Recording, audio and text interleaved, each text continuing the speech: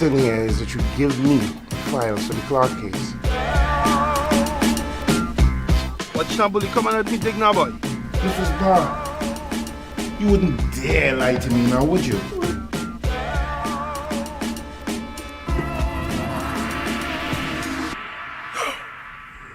Isn't that a shame?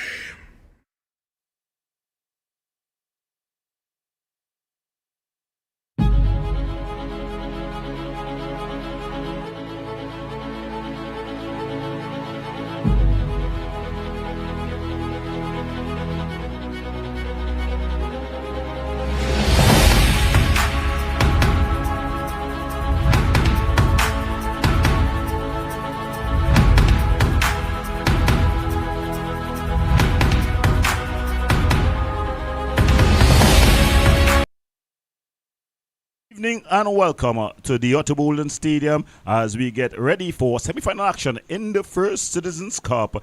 This game promises to be a cracker. It's Defence Force Tier 2, the giant slayers of the competition. They're up against Miscellaneous Police.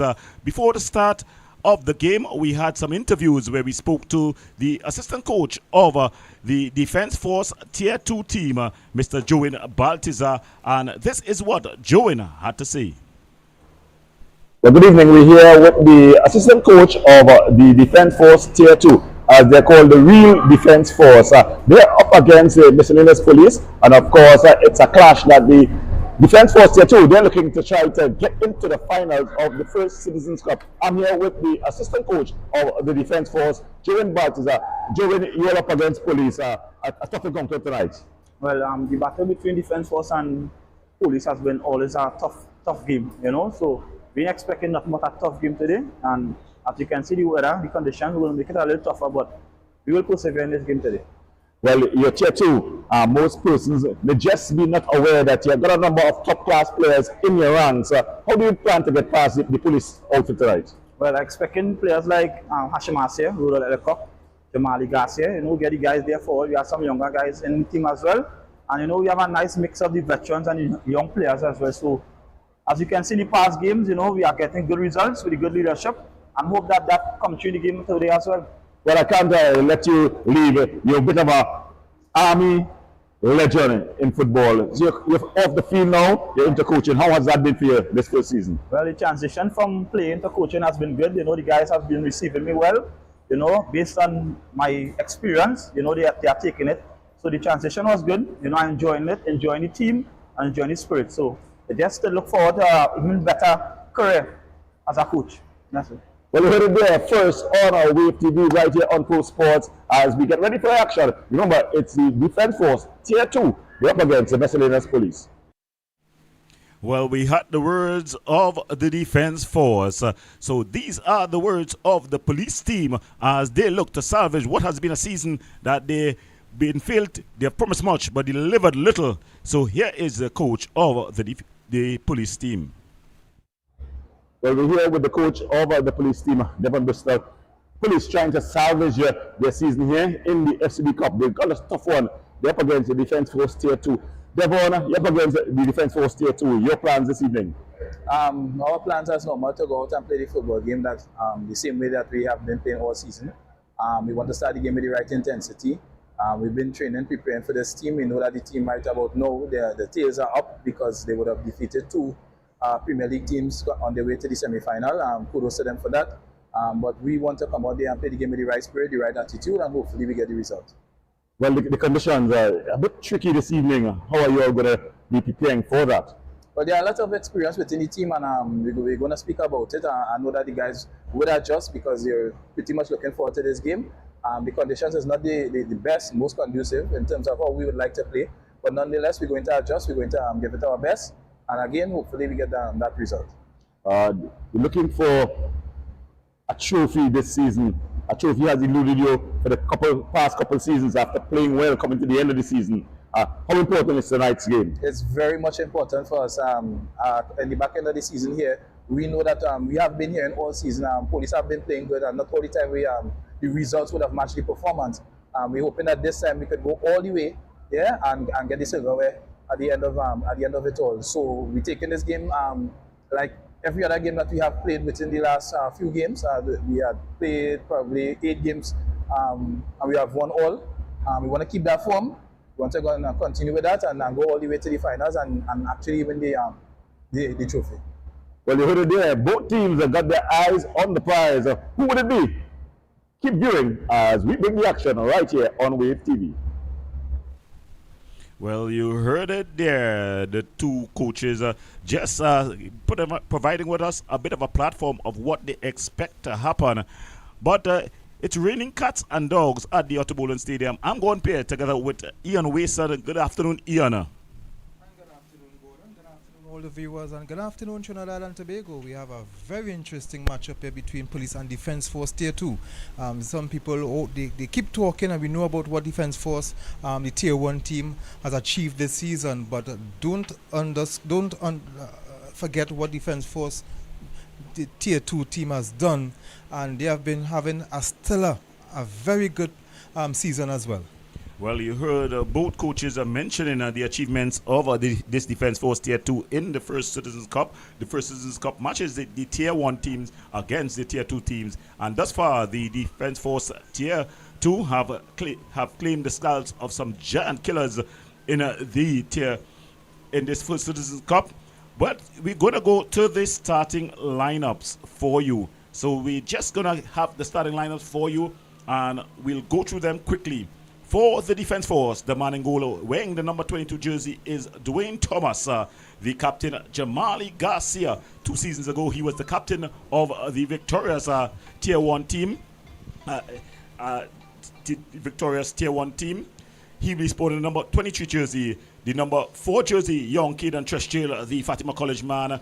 Number 6, Jules Lee. Number 8, Jesse Joseph. Number 9, Shaquille Holder. Number 11, Josiah Superville. Number 14, Hashim Asia, the veteran.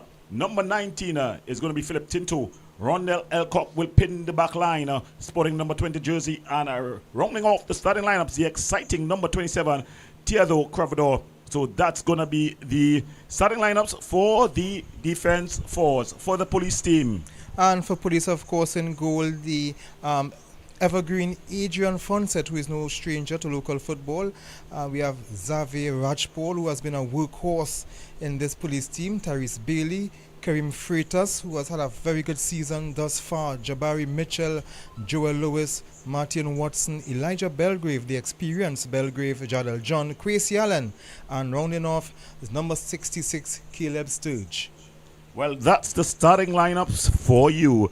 The third team on the pitch, the refereeing team, is going to be led this evening by Timothy Derry. He'll be the man in the center. Referee assistant number 1 is going to be Kurt Charles. Referee assistant number 2 is going to be Sash Ramsarup, and the fourth official, Natalia Williams. So that's the 3 teams that are going to be on display. The teams are just getting ready for action here as we get ready for them, as they're just getting themselves organized as they come out, and we see them just putting on their jerseys as we get ready for action here.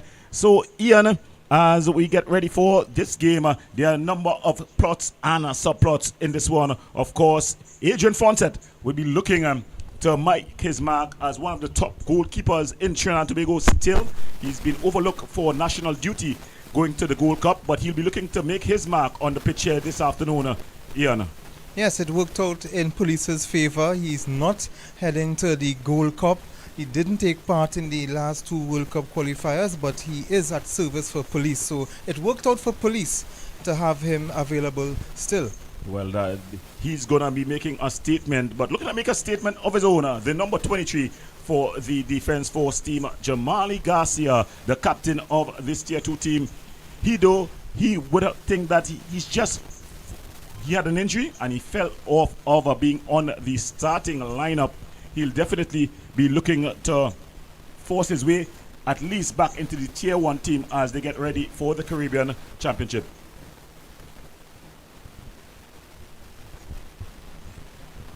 Yeah, so it's a lot of subplots in this game. You have the defense force, the tier 2 team. They have a lot to prove because they will be happy to make this FCB Cup final an all defense force affair.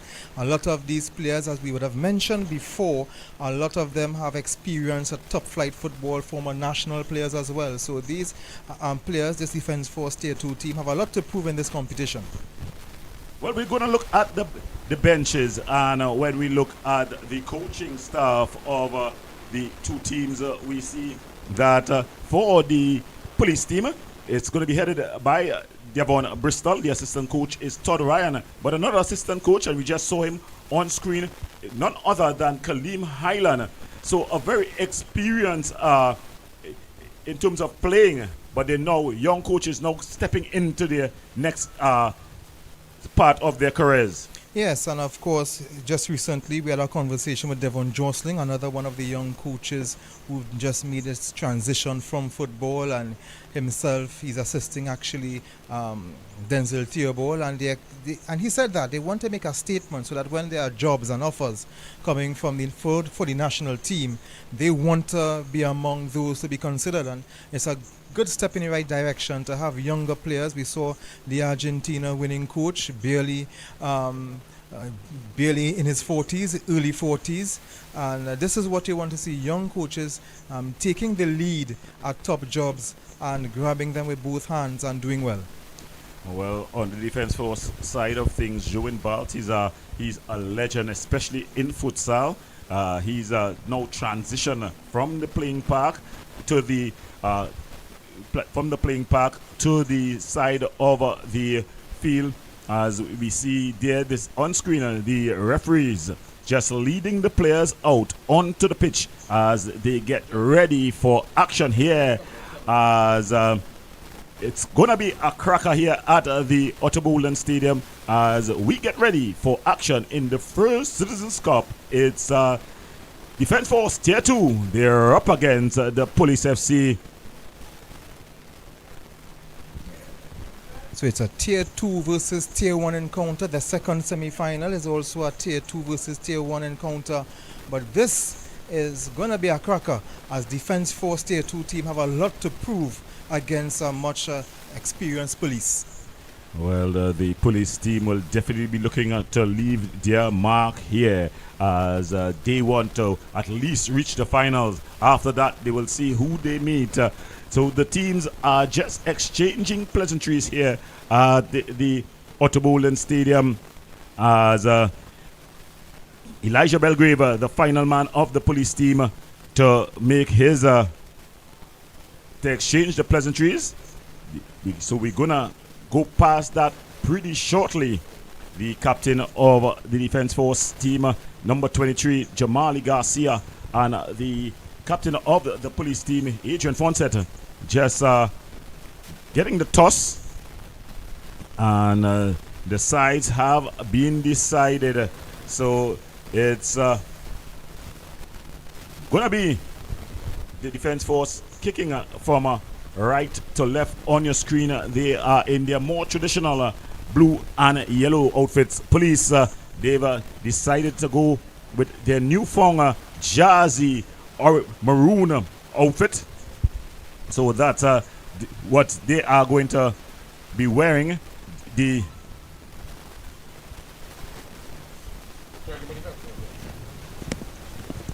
So they're just getting ready for action here with their last minute prayers to the Almighty. The two teams are about to hit the pitch as it's Defense Force Tier 2 up against Police. The match commissioner, Kurt Harry, just ensuring that all is well. Yes, and it's I wouldn't say a light drizzle, it's actually falling, it's raining. So they are going to play in some showers, but the concern is how will the pitch hold up for the second semi-final? Well, I don't think either of these teams are going to be wondering, but that's the kickoff, and it's the Defense Force who gets the kickoff going here, and they bring the ball across the middle, going back to Elcock. So it's Elcock with the ball. He'll find Tinto out wider. Tinto, the man from Maloney, trying to get Theo Carvado going, but he loses out and Sturge wins it. Some tricky football and some clever football in the middle of the park by police. Watson, just going back to the experience. Belgrave across the Sturge. Caleb Sturge, of course, would have played the majority of his football. Diego Martin Secondary, Diego Martin Central Secondary. It's going to be a throw-in for the defense force as Philip Tinto throws it in. That's a beautiful pass out wider. Picking it up is the number 27. That's Jap Allen, and then trying to thread that ball through was Garcia. Fonset finds Watson. Watson just playing it short to Raj Paul. Raj Paul, of course, one of the players would have played for two schools, bitter enemies in secondary schools football. That's Fatima and St. Anthony's. Watson. Xavier Raj Paul, the man from Belmont. Nice ball out wider to Sturge. Sturge just putting it down nicely there for Lewis. Lewis has been very active early on here, and they play the ball across aimed at Alena, and it's a bit overhit. It's going to go out, and it's going to be a throwing for the defense force tier 2. So police starting very active early on here, Ian. Yes, of course, and as the tier 1 team, they want to stamp the authority on this defense force. So they want to put their best foot forward. Watson just heading that one out. So it's going to be a throw-in. This is going to be a very interesting battle there between Shaquille Holder, who was going to lead the attack for the defense force. So it's going to be a throwing, and across to take it is Jules Lee. Jules Lee throws it into Holder. Holder with a heavy touch, loses out, and Allen able to put the ball forward. It's headed on. Elcock and Allen. That's a good ball. Sturge. But Thomas is able to play the ball with his feet. The man from Covina, former Diego Martin North Dragon player, when they played in the top tier of secondary schools football. Raj Paul, though, just winning out and giving it short to Sturge. Sturge playing it wider as the exchanging passes with Raj Paul. Belgrave, the man from St. Anne's, long change over. That's a good piece of control, but he's not able to keep it in play, and it goes out of play.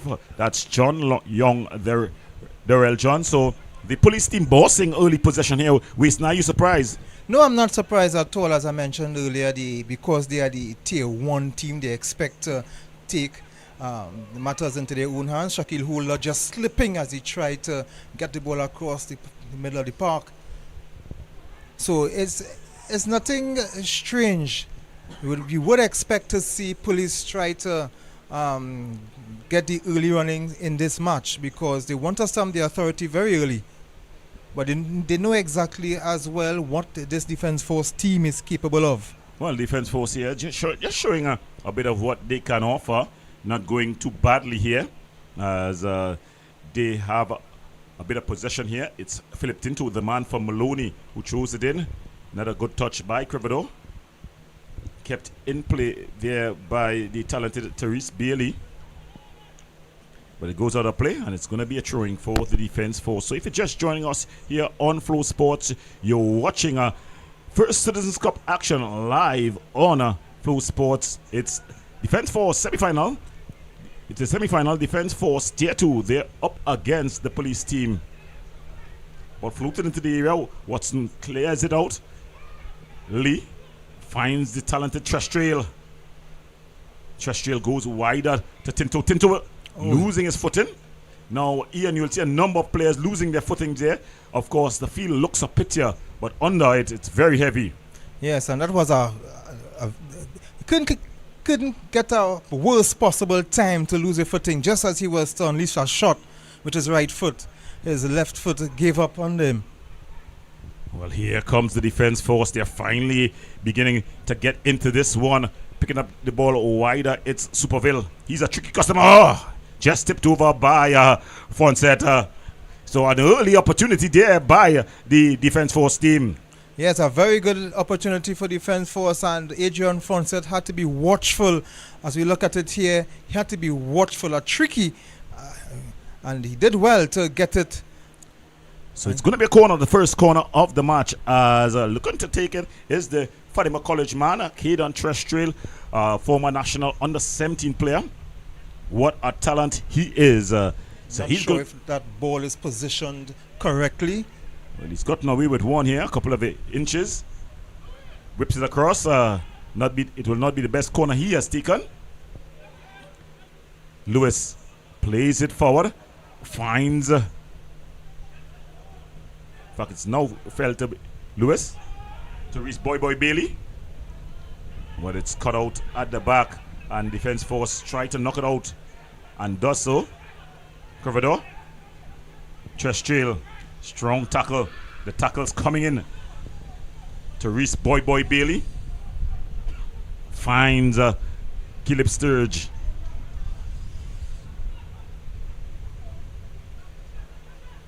A 50-50 hard tackle. And Xavier Rajpal coming out the worst of it. Limping away as well is Caden Trestrail. As we get another look at it. It was a 50-50 ball. None of the players were pulling out. And you're seeing Rajpal just losing his footing.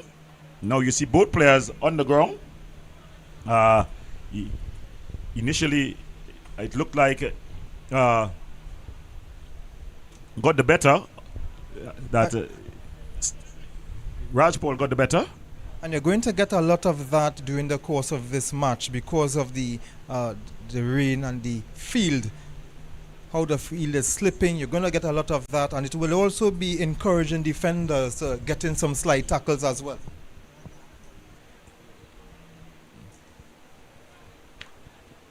Well, of course, it's going to be a bum ball here.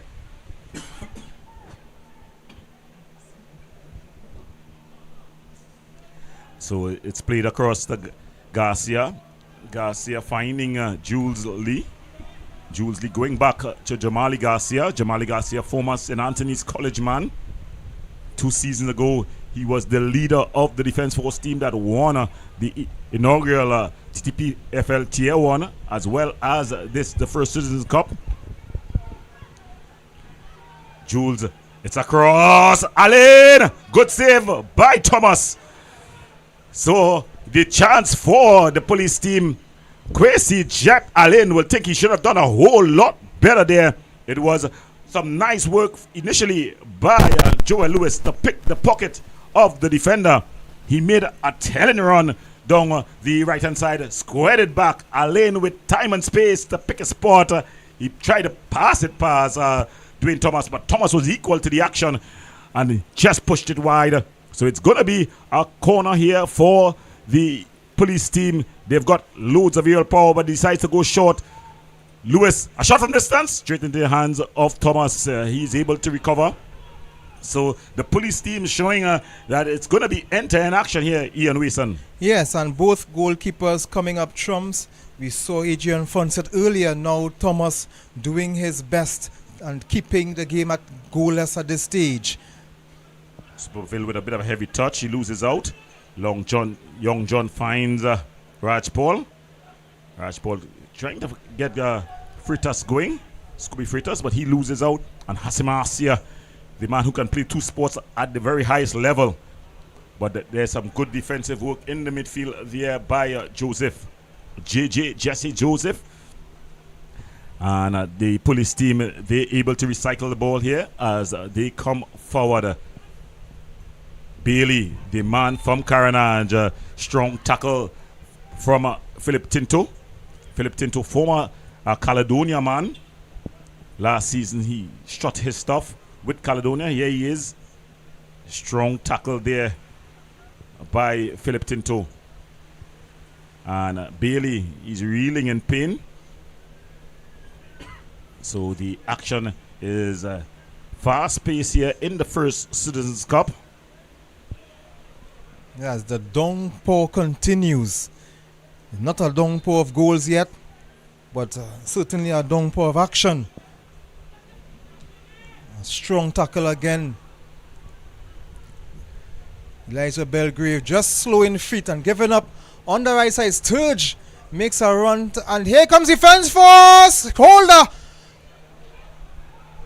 So But team in the end, and Fonset, you have to do a lot better than that to get past Adrian Fonset in goal. But Shaquille Holder, the former Caps man, Carpecheimer Senior Comp. So it was some good work first by Travador, and then a weak shot really there. It's going to be a corner now. So this is the defense force second corner. So they're applying pressure. The last time it was taken by Trestrail. This time Jesse Joseph is the man who's going to take this one with the left boot. It's going to be curling in. Their big guys come forward. They've got aerial power when it comes to Jamali Garcia and Elcock. Floated at the far post. A bit overhit. And it's going to run out for a throw on the far side. So the defense force applying some pressure early here as they try to at least get a go-ahead goal in this one. And still goalless between these two proud teams, I might add.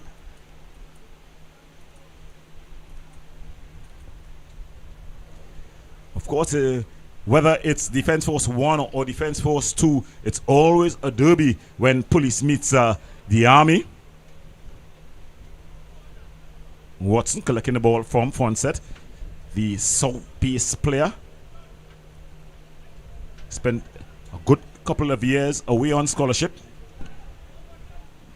Ball played forward. And Trestrail able to win out.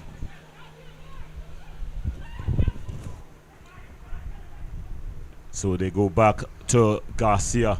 Garcia looking for movement. The skipper of this unit finds Tinto. Tinto goes back to his skipper Garcia. Garcia, of course, the nephew of Sean Garcia, former national defender, an Army player as well. Here they go back to Dwayne Thomas. Of course, Dwayne Thomas would have played some of his football with Westfort, Real Westfort, a team coached by the Professor Ron Laffery. Elcock, bit of a heavy touch there. He loses out, and the police team able to come forward. Jabari Mitchell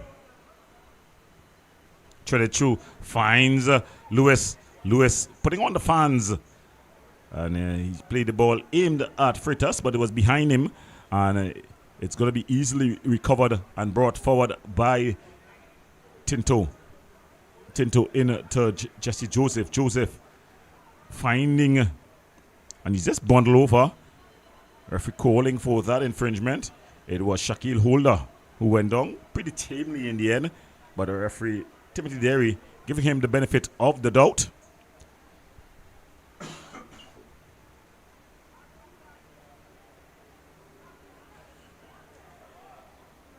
They go back to Jamali Garcia. That's a long ball outward aimed at Superville. His touch wasn't a very good one. And Alain able to win. But the ball just going out of play there. So it's going to be a throwing for the miscellaneous police team.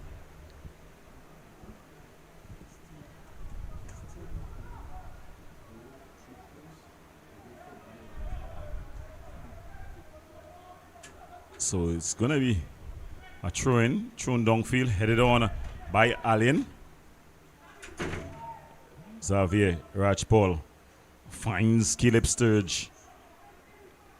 Sturge, the former Lahokta Rangers man, finds Bailey. Bailey with the ball forward to Lewis. But it's just caught out there by Garcia. And it's going to be a corner. So end-to-end action here at the Otto Bolden Stadium as the rain continues to fall pretty heavily here. Quickly take on short this corner. Lewis. And then trying to go the outside of the boot was Jabari Mitchell. It's broken up. And they're able to recycle with John. John to Rajpal. Rajpal going all the way back to his keeper Fonset. Fonset, of course, former Fatih College man. That was ages ago. A long, long time ago in football. But it's Jabari Mitchell who picks up as Watson brings the ball around. Doing quite well. Watson, he's followed his friend and former teammate Jabari Mitchell here. That ball a bit overhit. But Lewis is going to be able to keep it alive. He finds Sturge. Sturge whips it in. Good defensive header there. John, a good find he has been for this police team. And Sturge whips this one across. At the far post was John, but unable to really put any power on it. Holder. So defense force showing good composure here.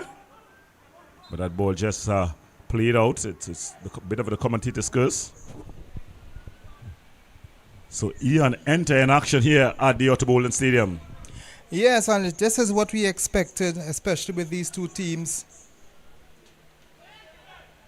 Police looking to stump the authority on this team. Although defense force, it's defense force, but they are still a tier 2 team nonetheless. Joseph with the long searching ball forward. Watson, I think he's just going to retrieve it easily. Finds Fonset. Agent Fonset finds Belgrave. Elijah Belgrave, he's been what a servant for this police team. Lots of service for them, Ian. Yeah, not just a service for this police team, but the football on a whole. Rajpal. Sturge just maintaining good possession. The man who lives in Diego Martin. Strong Western flavor to this police team. Bobo Bailey finding Rajpal.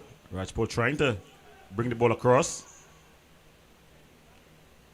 Trestrail breaking things up, but it only goes as far as Sturge, and he tries a one-time pass out wider. The idea was good. The execution was totally different to the idea.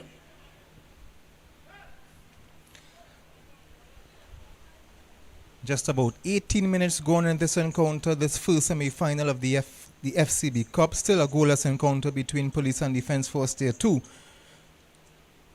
And they are playing under some showers as the heavens have opened up throughout the day. Well, going down and staying down is Therese Boy Bailey, the man from Carenage. He's stayed down. Seemed to have picked up a knock of the physio for the police team. Miss Yearwood just jogging on to ensure that all is well with him.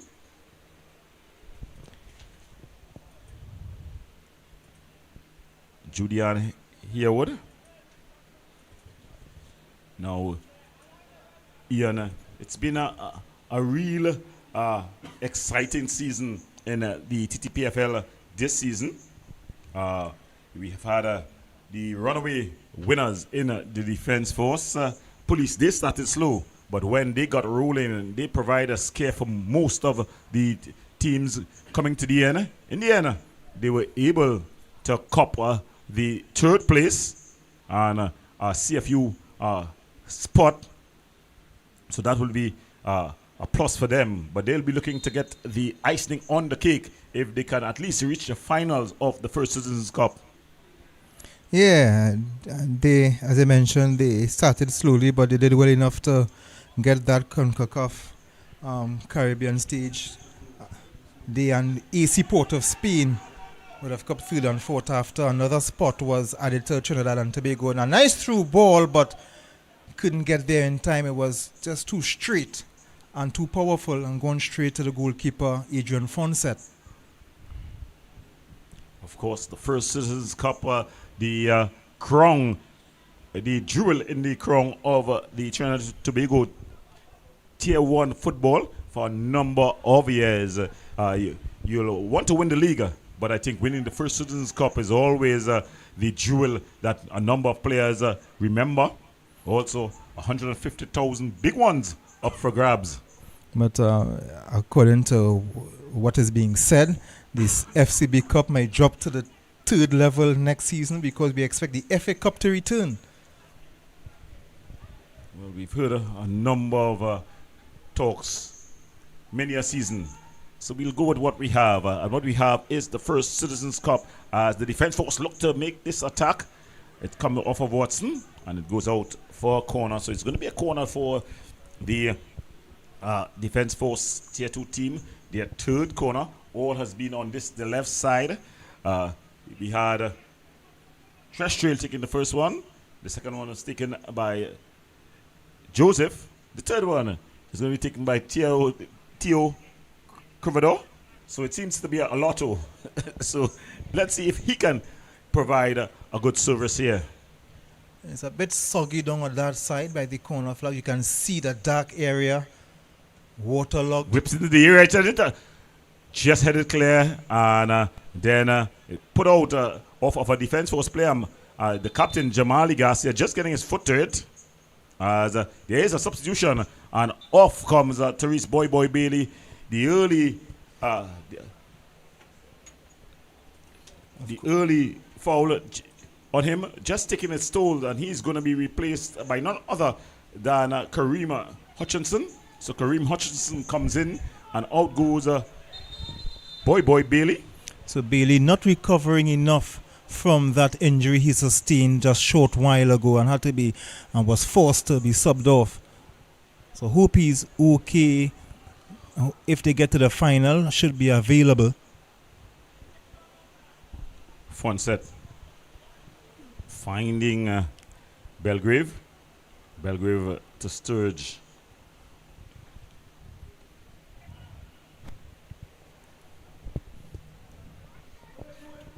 Losing possession here. And then Cravado just losing his footing. Rajpal finds Lewis. Aimed at Freitas. And Hutchinson just running into an offside position. It was a good idea from Freitas, but Hutchinson a bit too fast for his own good.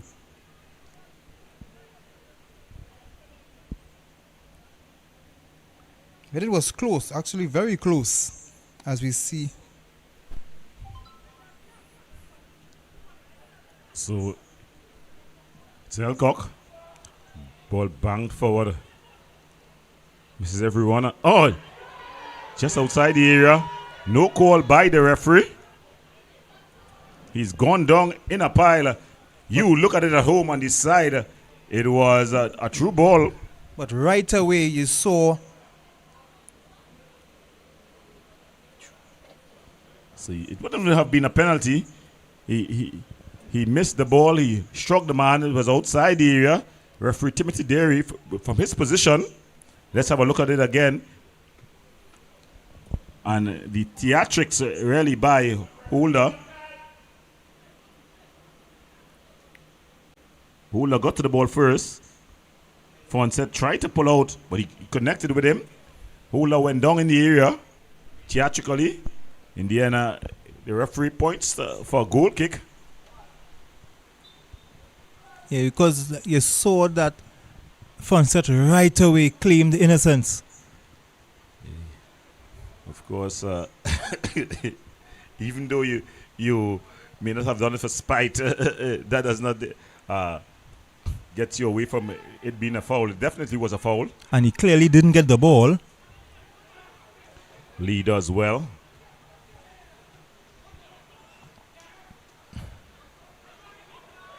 Chestrel. Joseph. Some nifty and clever footwork from Joseph, but that wasn't a clever mistake. Shot there by Freitas. Kareem Scooby Freitas. He's led the attack for the police team for many years. He'll earn his team a corner there.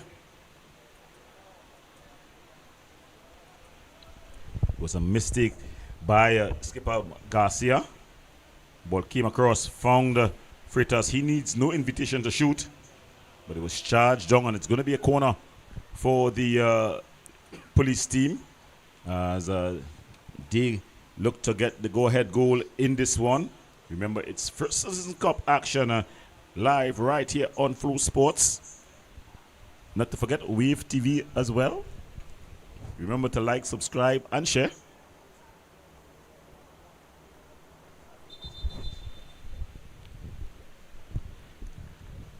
Let's see what police will do with this corner kick from the right side. Will be swung in with the left foot. It's still not cleared. It's up in the air. Still not cleared.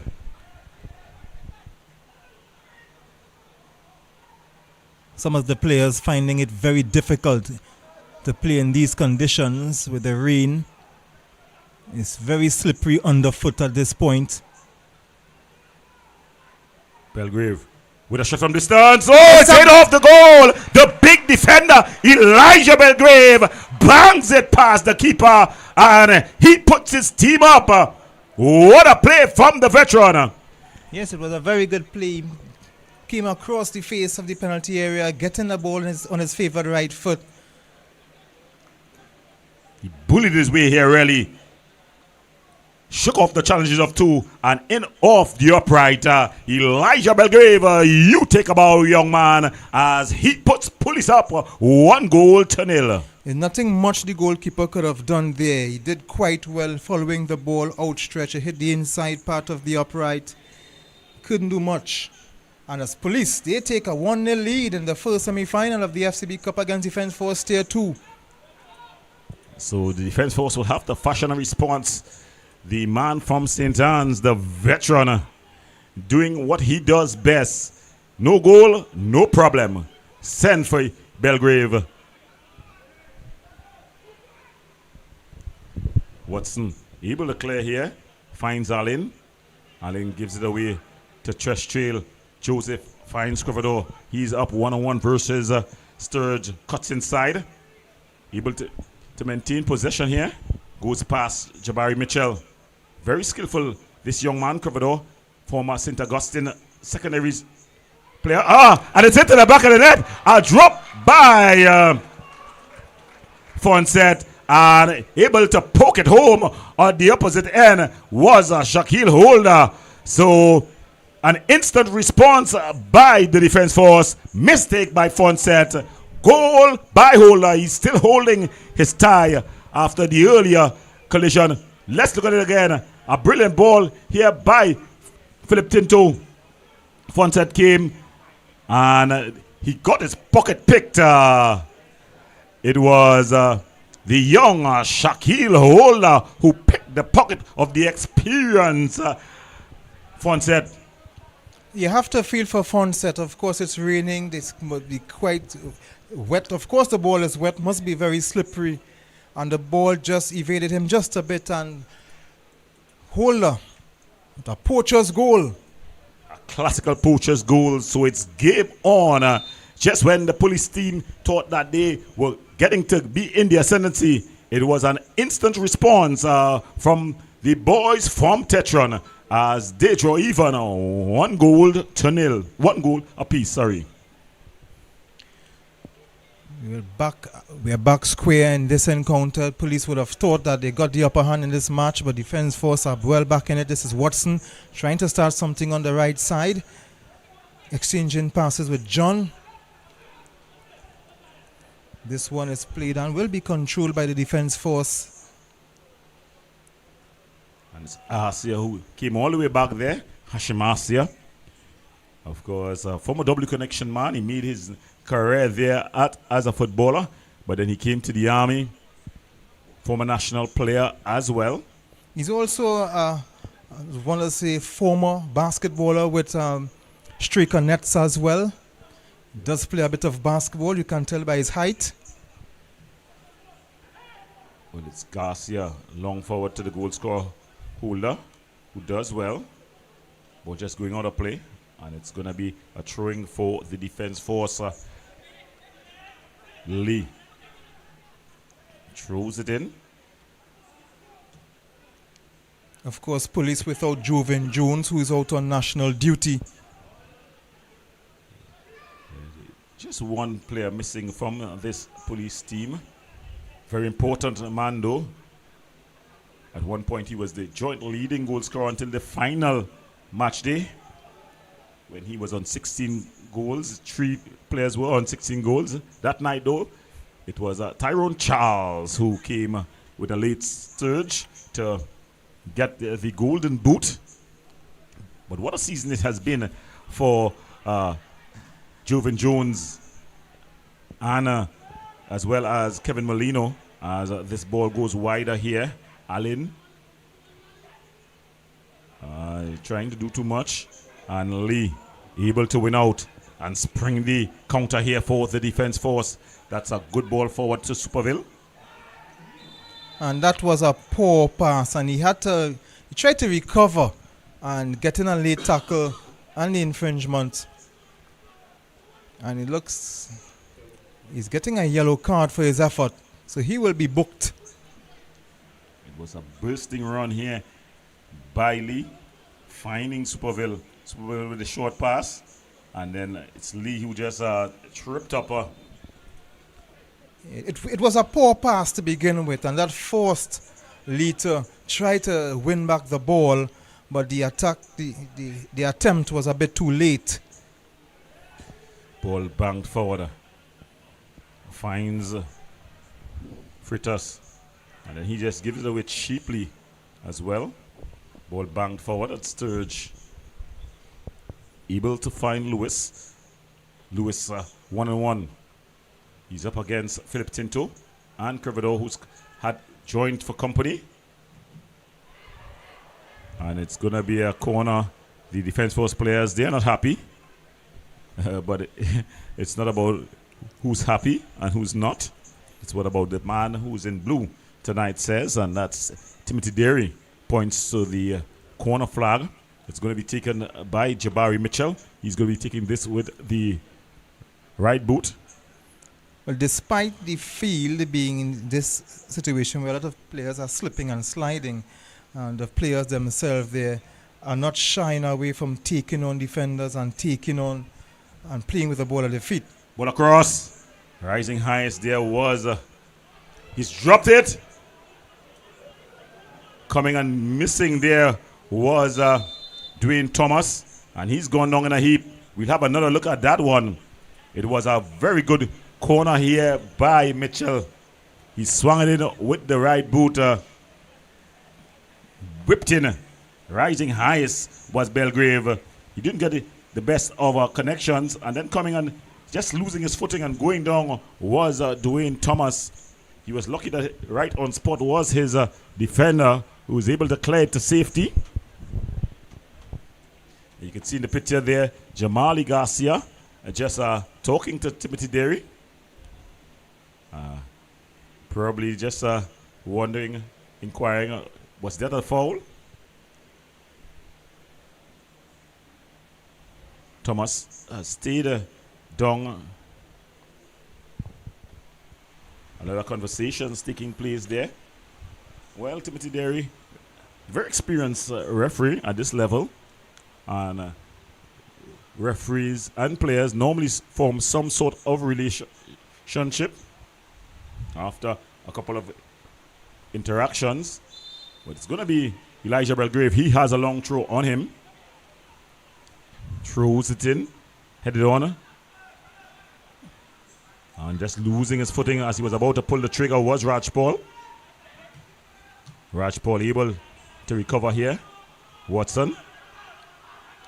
Belgrave. He stayed forward. Belgrave loses out.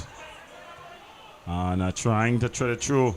That's a good piece of work there by Superville. Josiah Superville plays it across. Crevedor! Crevedor! My goodness me. I think police dodged the bullet. That should have been better dealt with by defense force, and it should have been 2-1. Leslie did all the hard work. Superville getting the ball across the corridor. He had taken 2 touches many, and look at that. He gave the defender time to get himself into position. He should have tried a shot earlier, but he took that extra touch, and when he took the second touch, it got away from him a bit. And that should have been 2-1 defense force.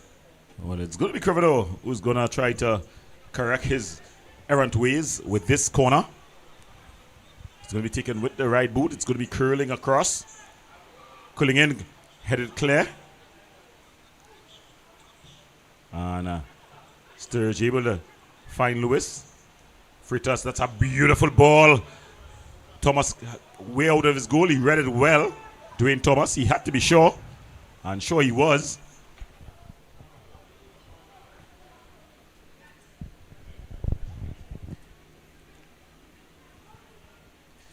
So it's Sturge who's going to take this trail. Back to Sturge. Hutchinson finding Raj Paul. Raj Paul to Watson. Watson to the veteran Belgrave. Belgrave treads it through, finds Sturge as they continue to maintain good possession here. Raj Paul puts this one through. He's barged over. No call by the referee. Still no call. The tackle's coming in hard and fast. The goal scorer holder finds stretch trail. Is he onside? The one-time pass out over the top. They're just stringing into an offside position. There was Superville. Let's look at it again. Yeah, he just, it's very, very close. But a lot closer than it seemed initially. Alain maintaining good possession, goes back to his big centre back. That's Belgrave. He finds Raj Paul to Freitas. No call by, finally, a very late whistle there by referee Timothy Derry.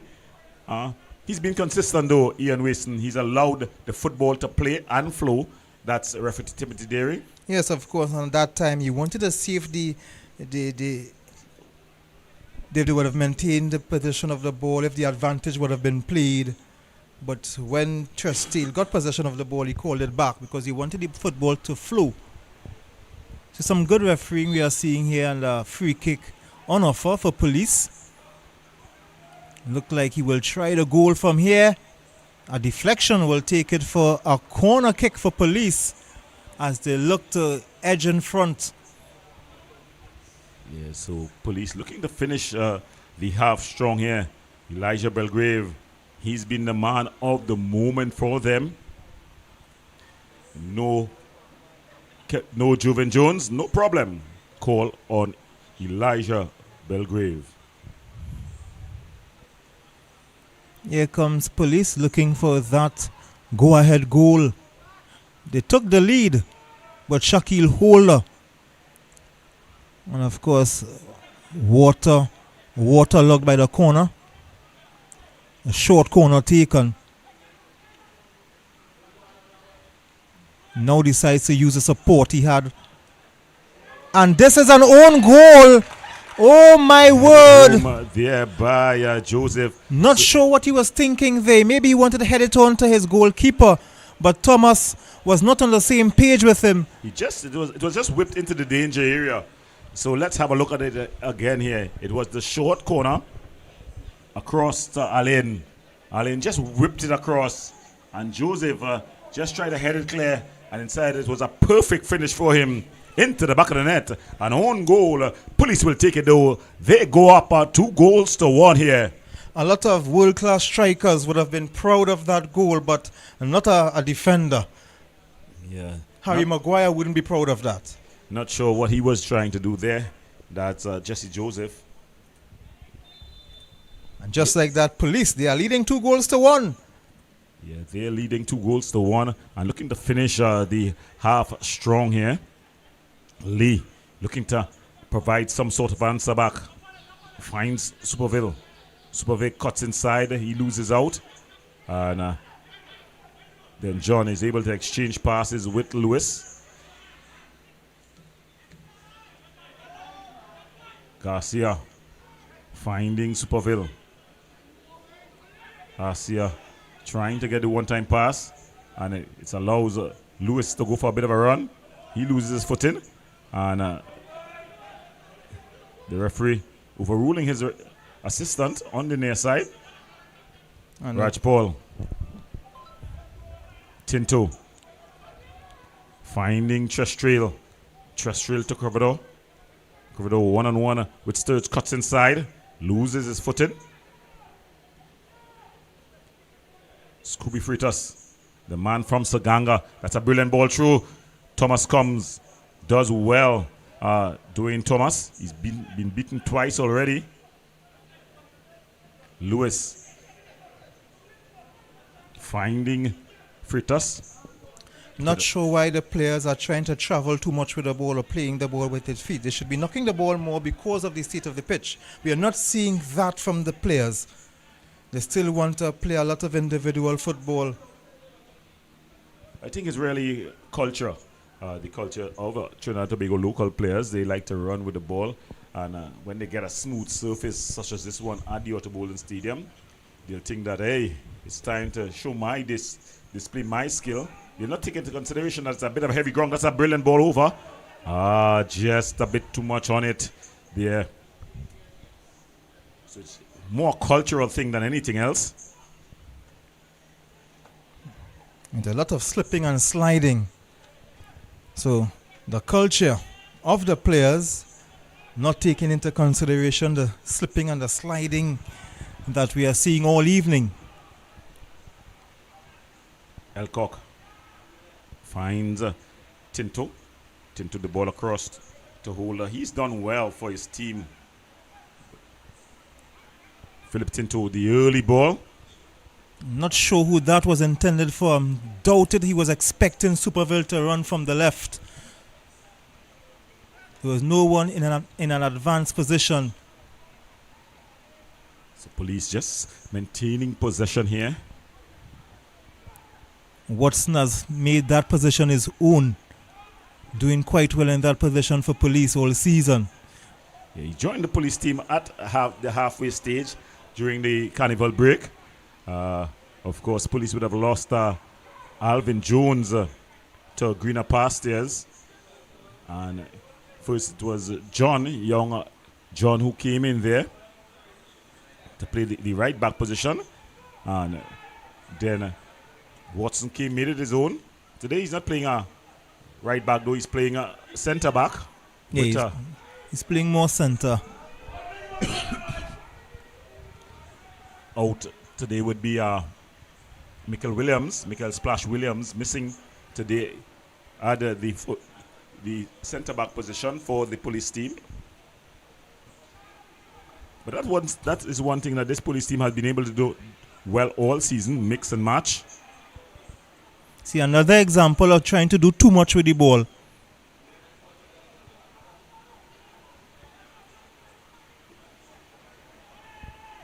Need to let the ball work on this surface. Freitas. Finding that's Hutchinson, the early ball. Just unable to get his foot to it was Alain, and it goes out for a goal kick. So police just controlling this game a bit more. Very close. Allen just, a few inches short. But police showing the ascendancy in this match and gaining more control as the game go along. Trust trail for defense force. So Lee. Superville. Asia. Lee. Oh, a bad pass and just giving the ball back to police. Here is Police looking to go 3-1 up. What a missed pass. Good work there by Freitas to recover. Of course, Freitas would have played for St. Anthony's College in his school days. The Saganga man from Diego Martin, Forroads Diego Martin. Comes from a family with rich footballing history. As the fourth official at the sidelines has signaled that there's going to be 2 minutes of added on time.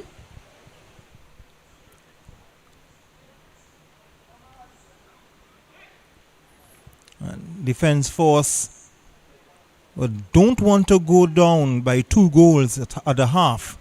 Police would love if they can extend this lead. It's 2-1 now for Police. Not a particularly good free kick.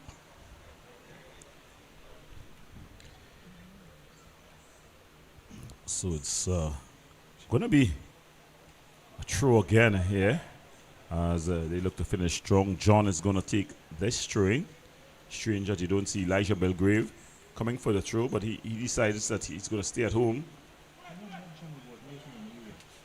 Ball whipped across.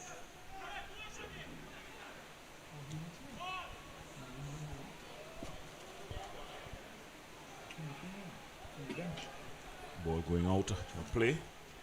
And it's going to be a goal kick. So with the half-time whistle approaching quickly here. It's First Citizens Cup action live right here on Flow Sports for all your sports. Remember to stay viewing as we bring to you all live sport locally in Trinidad and Tobago. Expect to see some basketball showing up on your TVs. Coming out and claiming. And with that brings the action to an end. So at the half in this one, it's Police who leads 2-1 here. It was an exciting first half as we will look at it. Ian, your thoughts on the first half? Well, it was a very exciting first half. It could have been different. Defense force had some chances as we look at some of the highlights. Some of the goals, the first goal, a beautifully taken goal from Elijah Belgrave, finding the inside part of the upright. It wasn't a bad effort from the goalkeeper. He couldn't do anything to stop that. And then on the next end, it was a mistake this time by the goalkeeper, Fonset. He dropped it. The man on the spot was Shaquille Holder. He put it into the back of the net, and it was 2-1 from one mistake to another. And look at the mistake from the defense force. Jesse Joseph with a back header that just found itself in the back of the net. So at the half, the Police lead 2-1. We're going to the break. Remember to stay viewing as we have some interesting interviews at the halftime interval. First Citizens Cup action comes to Wave TV and Flow Sports on the 11th of June as Defense Force Tier 2, they meet the Miscellaneous Police from 6 p.m. at the Otterbolden Stadium. From 8 p.m., it's the Defense Force Elite, the unbeaten champions of Tier 1, as they come up against the MIC Reunited team.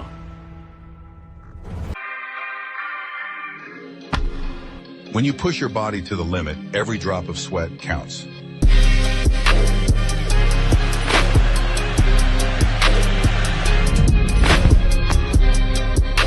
Reboot isn't just an electrolyte drink, it's your recovery partner.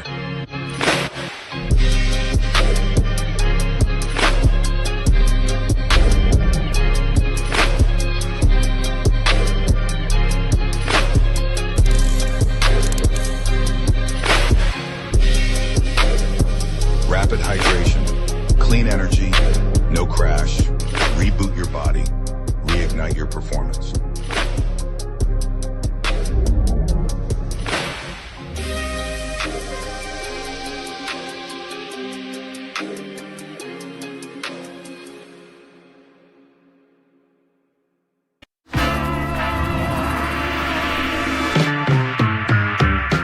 I don't care how much it costs.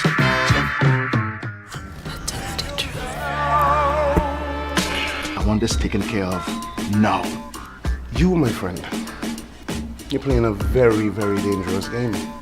Is this son how you get his number? What's important here is that you give me files for the Clark case. Watch now, bully. Come on at me, dig now, boy. Mrs. Barr, you wouldn't dare lie to me now, would you?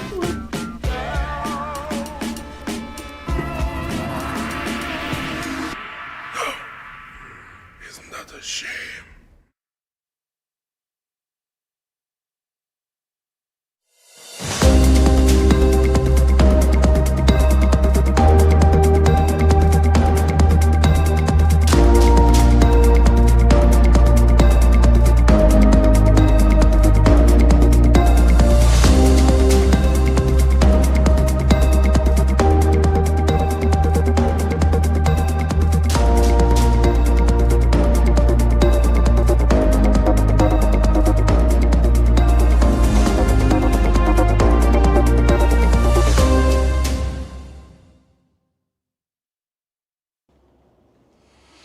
Well, Mr. President, good afternoon. How are you this evening? I'm fine. Pleasure to come to the interview. I know it's always a pleasure when we conversate. Yeah. I know you are one of the best. I know I might get in trouble from Walter and Lasana and those guys, but I think you are one of the best in terms of sports journalists we have in the country. So it's my pleasure to be here. Oh, God, you're my favorite. But anyhow, on the serious business, are you into your reign as president of TTFA? How has the experience been?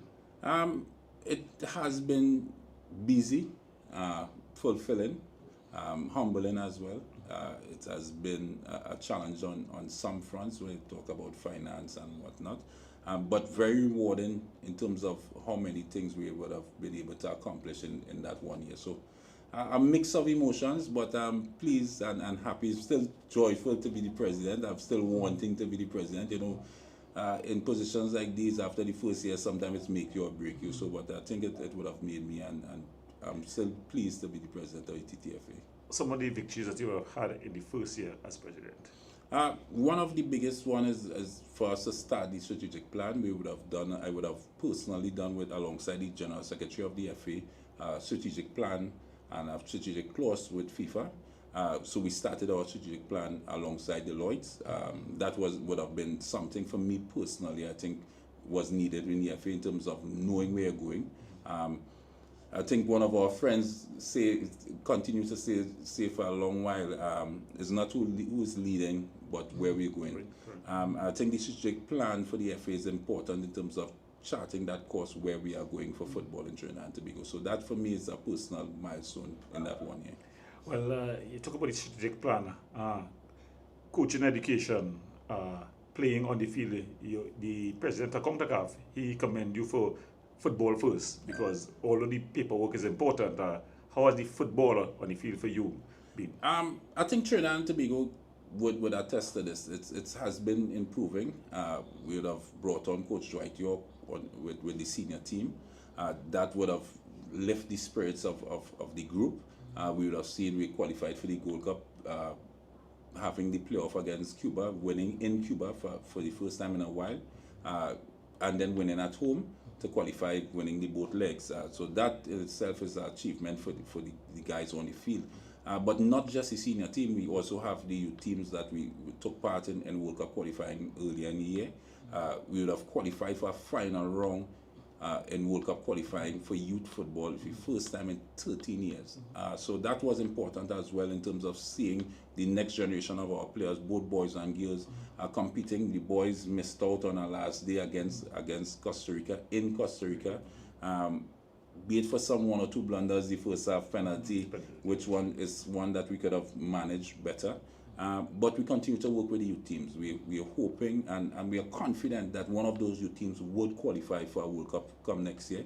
We have the under-17 boys, under-17 girls qualifying starting in February next year.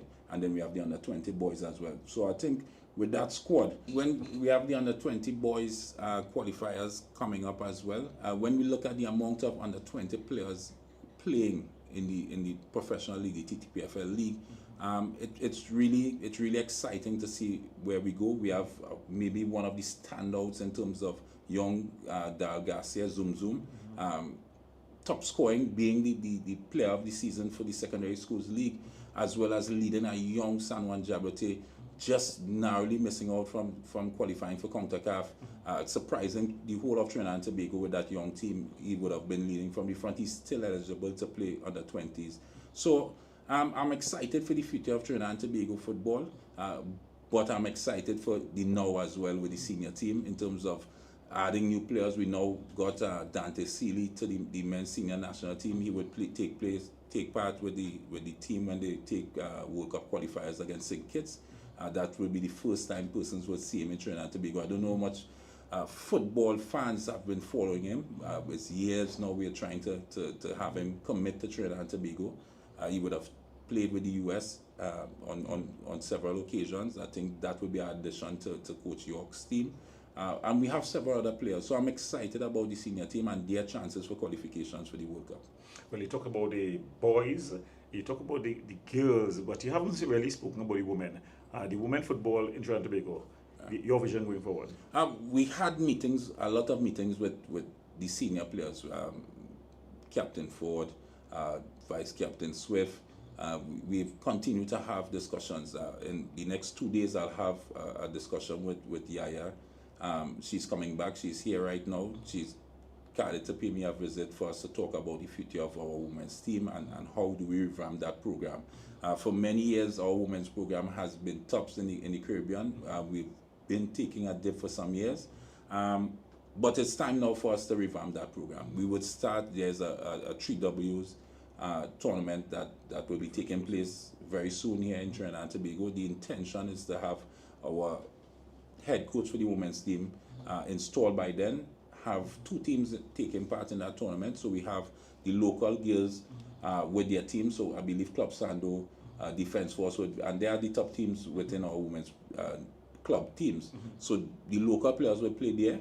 We want to bring a foreign-based team to take part in the tournament and then still have the under-20 squad take part in the tournament. So the new coach will be able to see all the players available for selection, and then we will go into the Women's Nation League that will start in September. So that's the idea around it, and revamping our senior women's team very soon. Well, we're going from the national setup now and we're coming back to the local setup of the football.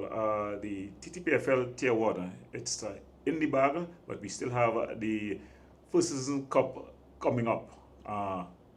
Your outlook on the whole TTPFL 1, your first season in charge, so to speak? I believe better could be done when it comes to the TTPFL. We had some challenges in terms of broadcasting for some parts of that TTPFL season. We would restructure that in terms of the broadcasting deal. This was the last year of that contract, so we now enter negotiations with other partners, with our same partners as well as Sportsmax, to see how best we could treat with broadcasting. So I think that was one of the sore points for the league for me.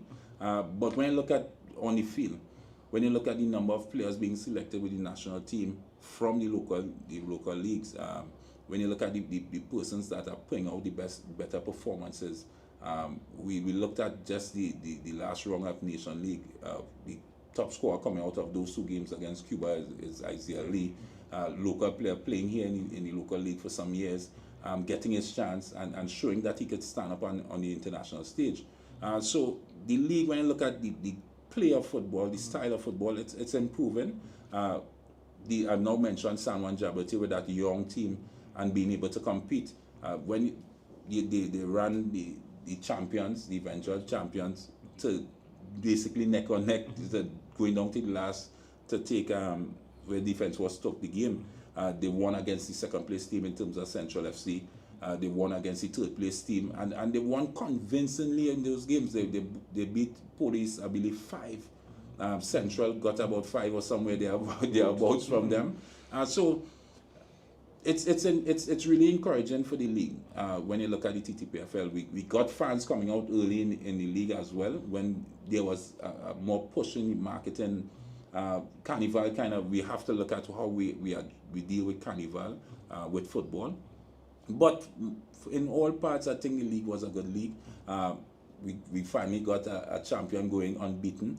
I know the Locketa Rangers team would have done it through the ascension, but having our top flight league or our Premier League and having a team going unbeaten, I think that would have got well for us as well. And when you look at the two teams qualifying for club championship in terms of Defence Force and Central FC, MIC Central FC Reboot, when you look at those two teams, we have the struggle of teams going into club championship and not winning games or not qualifying out of their groups. I believe this time we have a really good shot of having a team coming out from Trinidad to regain that top spot in the Caribbean Club Championship. We knew Central is now back in. They would have won it a couple of times. Defence Force would have won it a couple of times. Going unbeaten now, we expect them to be strong in the tournament. So it's been exciting for the TTPFL league this season. I think we have a lot in store. The acting CEO of the league, Yale Antwine, I think he would have been going through postmortems even before the end of the league. I'm excited to see what he comes up with in terms of next season.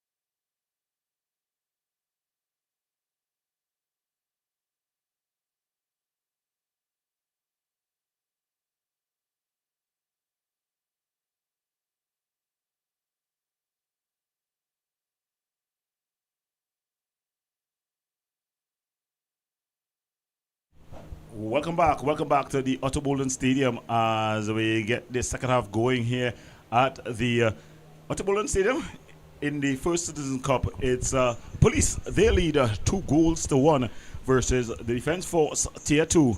The Police team, they are in maroon. They're up against the Defence Force team who have it all to do in the second half. I'm going to play together with Ian Wilson. A very interesting first half, Ian.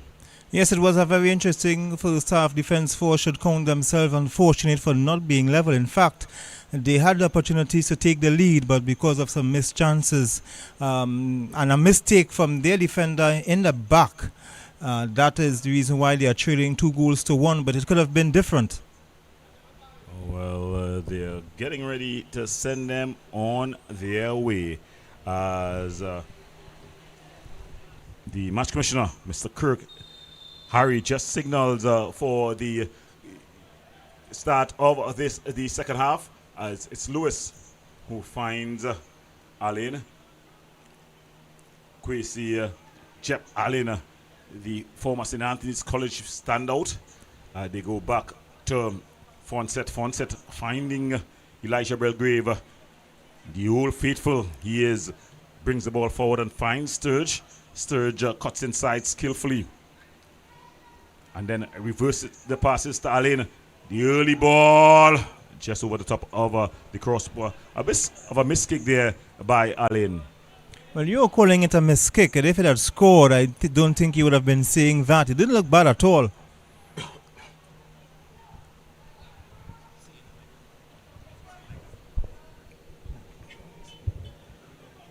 So, as ball is played through.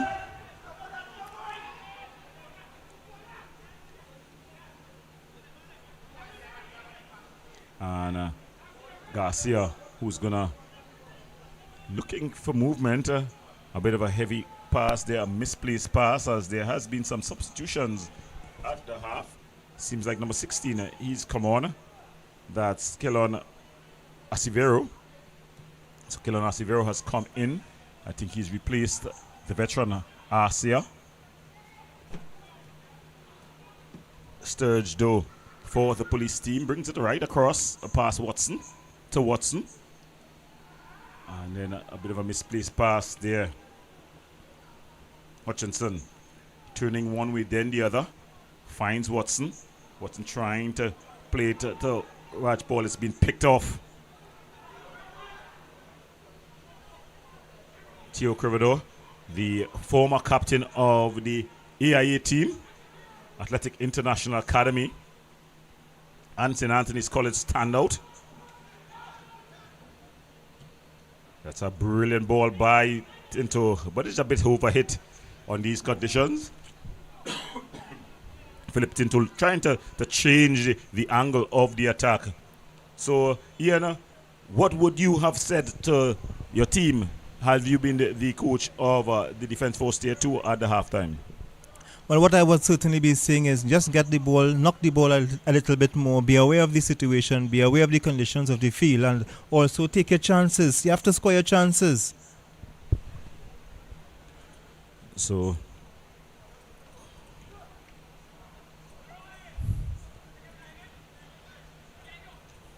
I was just corrected about Jamali Garcia. They said no, he wasn't injured. He went on promotional classes. Well, that is added information for me because I know he came out injured a bit and then lost his place. Just losing his footing there was Alain. So it's going to be a throw in here. Defense Force trying to get back in this one. Remember, it's win or go home. There's no second chances as Belgrave goes back to skipper. These two men would have born and grown together in the St. Anne's area. In fact, Belgrave was also a Fatima College player, something that I just forgot. He would have also played with Fatima College. That was a long time ago. These two. There we saw a recent Fatima College player in Caden Trestrail. That's a brilliant ball, Crivador. The early ball. But standing tall is Elijah Belgrave. As the prophet Elijah was in the Bible, so is Elijah Belgrave tonight for the police team at the Otto Bolden Stadium. Yes, he was inside, reading the play as the ball came across, was the first to get a foot on it. The Defence Force looking to draw level as soon as possible. Ball whipped across, but Acivero able to come back. That's a nice ball. He's come on and done well, but not doing so well is Crivador.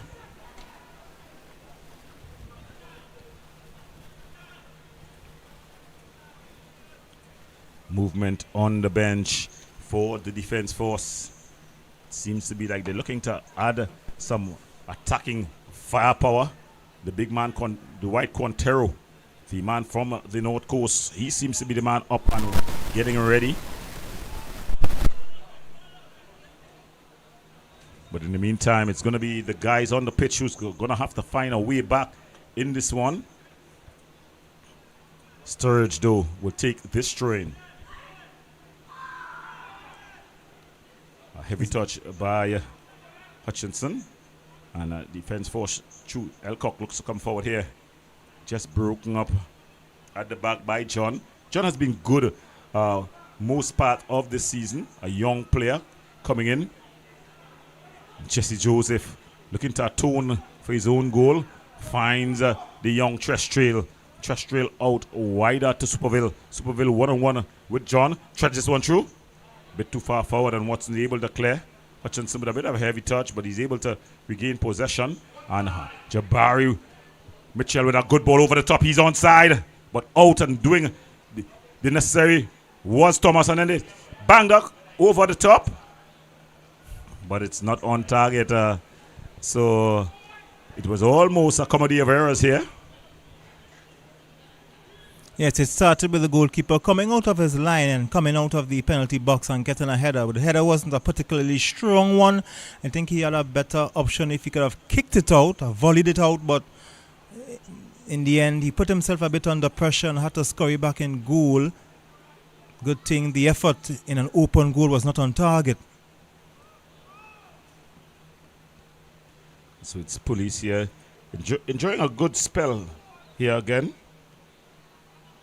Yes, and it's Sturge going back to Belgrave.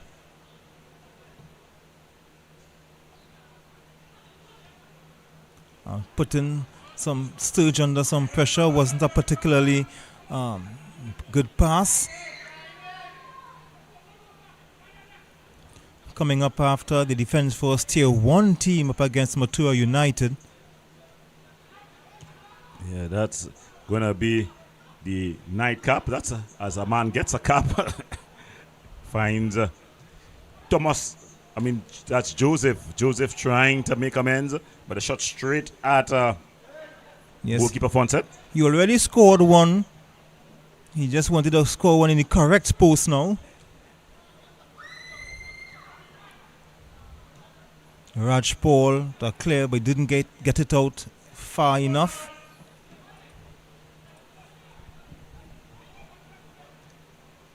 Defence Force had a very good season in the Tier 2 this year.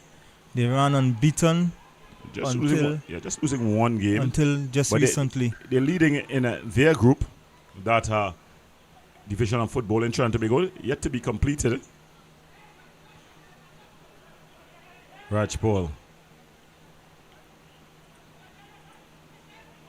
Nice string of passes from Police. A beautiful ball, a clever ball for Freitas. Freitas straight at goalkeeper Thomas. He did well, but it was a brilliant build-up there by the Police team. Yes, it was a nice build-up of passes, a nice play, a nice fluent knock. Yeah, One, JP had a look at the game. Two, nice clever back heel, three, and a beautiful ball, a diagonal ball, finding Freitas, putting the ball on his favoured left foot, but straight to the goalkeeper, who should have done better. We can say he should have done better all the way up in the safety of the commentary booth. Remember, it's a bit greasy on the foot, and that ball would have been slipping and sliding.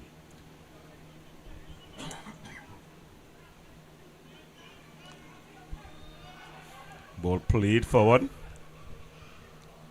and doing the necessary. Elijah Belgrave. He's known in the footballing world as Chocolate. He's fond of candy. Well, he's a solid player. When you come up against him, it's not going to be any sweet times.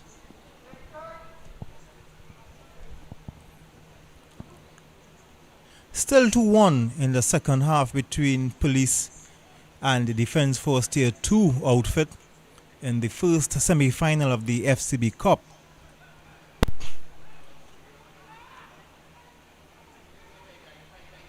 So this is the first Citizens Cup.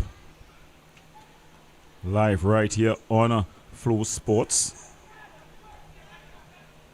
Ian, I know you like to shout out your added fans in Versen Bolai. So Versen Bolai, we want to give a big shout out as the Defence Force team look to launch an attack there. You also have Mark the Shark, who's a avid follower of Trinidad and Tobago football. So we give a shout out to them. Fashion 804. Also, always viewing on up.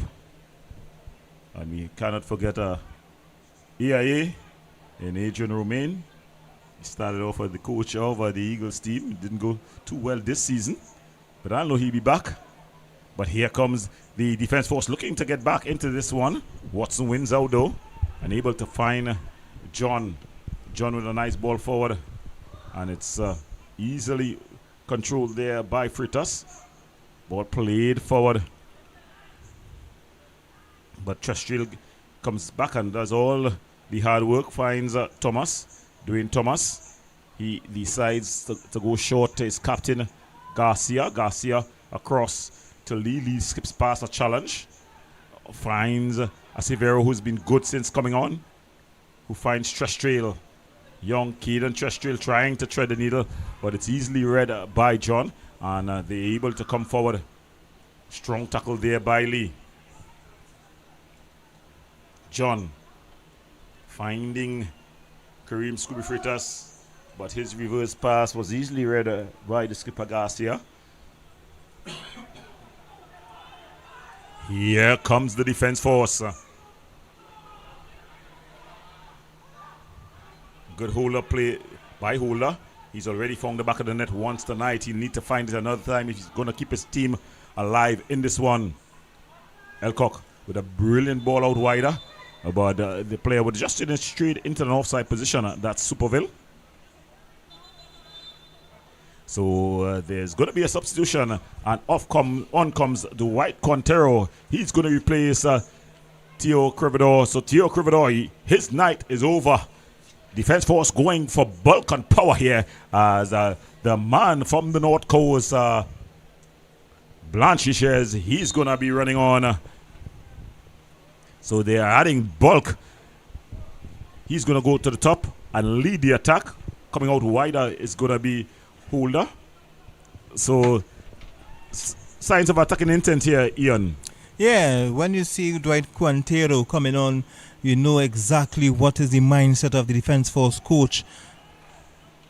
They need to get that goal because they are trailing 2-1. So it's obvious that they will bring on Quintero.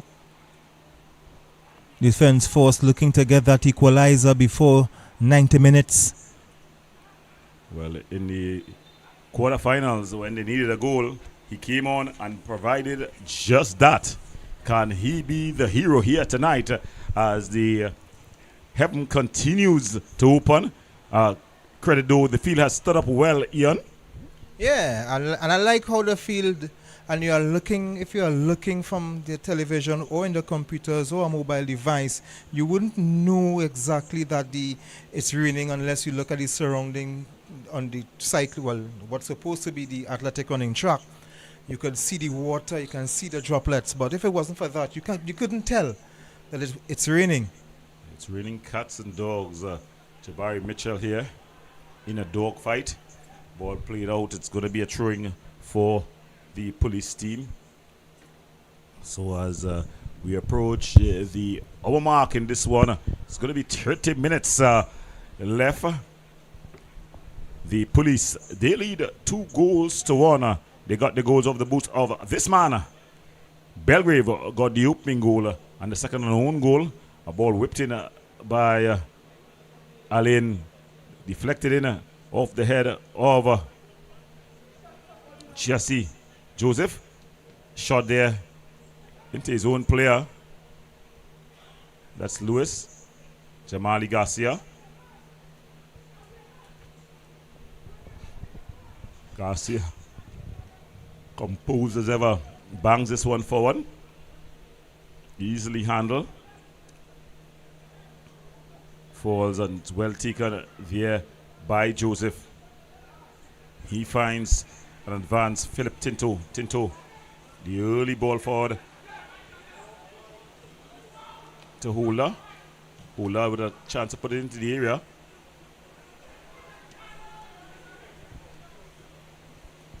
Elijah Belgrave. Ball goes out. So more substitutions here for the police team. So again, some attacking intent. So you've seen Jim Gordon, one is coming on. Michael Jim Gordon and Christian Thomas. So it's gonna be firepower for firepower. We'll see who's coming off. That gives us an indication. Number 27, I think that's John. So coming on is Jim Gordon and Christian Thomas. And coming off is Alain. So Alain, Kwesi Alain is going to come off. Yeah. As well as Kareem Freitas. So Freitas goes off. As well as Kwesi Thomas. So it's like for like really. Attacking player for attacking player. Probably just looking for some fresh legs. A cross coming in, but straight to the goalkeeper, Fonset.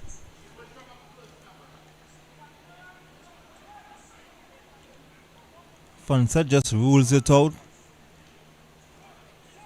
Watson finding movement up in front. Mitchell Gordon. Mitchell again. Defense force would come away with it now. Looking for that elusive equalizer. They trail 2-1. Chest trail. Yes, support wider. Miss pass. There comes police again. Jamal Garcia showing his quality. He's got national call-up already. Was the captain of the team that won the inaugural TTFL Tier 1 tournament. I was corrected that he had some promotional class, CADA as it's known. And he would have just gone down to, as they say, wheel and come again. So he's leading the Tier 2 team. He'll love to put them into the finals of the First Citizens Cup. And would it be a fairy tale story if they're able to get past who's ever going to be coming on from the next side? I don't want to say it's Defense Force Tier 2, but two are reunited, would have different hopes and dreams later on. Yes, and this Matura United team is a very good, exciting young team. Have some good, exciting young players who would want to make a name for themselves and be snapped up by one of the Tier 1 teams. Well, they're also coached by the experienced Jason Spence. He started off as the coach of Central FC this season, who eventually finished second and would qualify for the Caribbean Cup, the Club Caribbean Cup, Superville. He's 1-on-1 with Jabari Mitchell.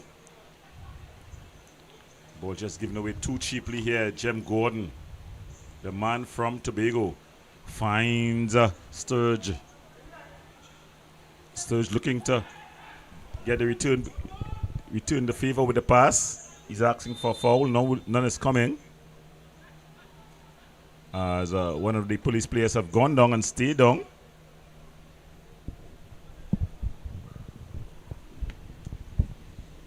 From that stretch, it's a bit of cramp there by John.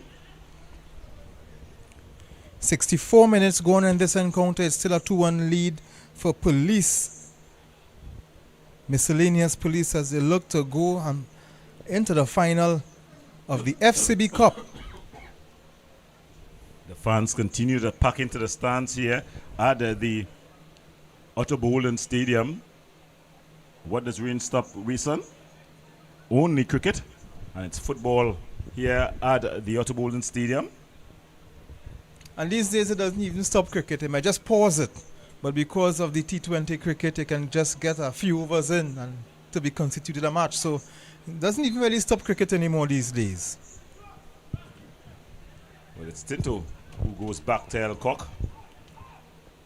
Elcock all the way across to Lee. Lee's been good for his team. Very decent at the back.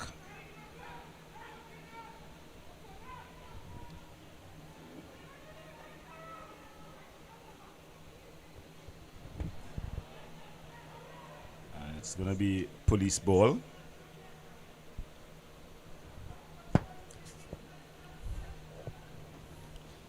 So police with the lead, 2-1, looking to get that exclamation goal.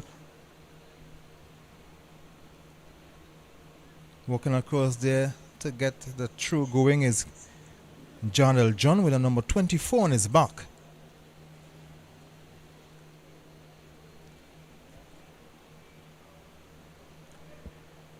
Flicked on by Freitas.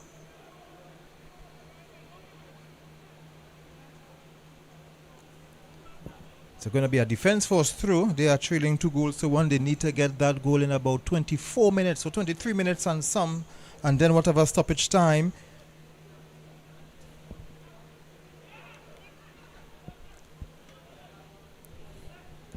So defense force kicking from left to right on your screen. Ball played forward. Trestrail and Joseph getting in each other's way, but Trestrail, the competitive midfielder that he is able to recover.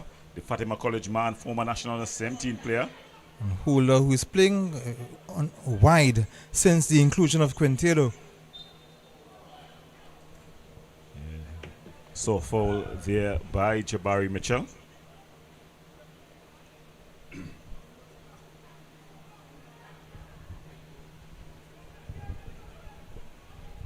So defense force stringing some passes together here. Ian, what advice would you be giving? It's a shot, but the shot is wide and a bit team as Fonchet just watches the ball go past to his right. Yeah, they were now stringing some nice passes together here. Quintero with the turn. That's what he's been brought on for. He needs to hit the target from there, Ian. Yeah, and if he got the ball set up nice, his back was turned to the goal, did well to turn, but just that last bit of execution, getting the shot off, that failed him. I think he just lost his footing on the shot there as well. The right sort of boots, you must wear soft ground boots on this ground. It looks a picture, but it holds water. And the amount of rain that has fallen, you need to have a proper footwear if you're going to have any chance of getting your foot in right here, Ian. Yeah, and these players, you know, when these players come onto the pitch, the fourth official will make sure that they have the correct spikes on, the correct boots on. You have to make sure that the pitch. And there we see a yellow card for time wasting. In fact, it's not for time wasting, it's for some comments made by the coach.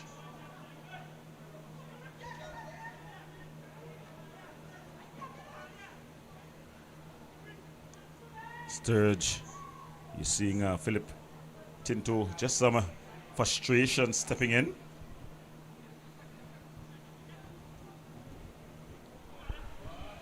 Trestrail looking to surge forward. Trestrail again, turning away from the sea of red in front of him. Goes all the way back to restart the attack defense force. A clever back heel, but not getting the reward. Played it onto the feet of Gordon, and defense force will maintain the possession of the football via this throw.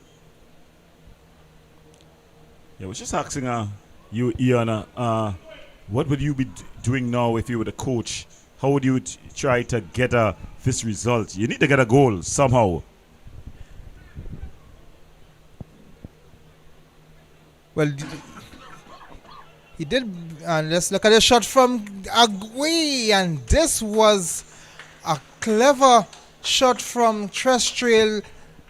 Fonchet had a bit difficulty in getting the ball under control, did get it to the second grab, but it was an opportunity here for defense force.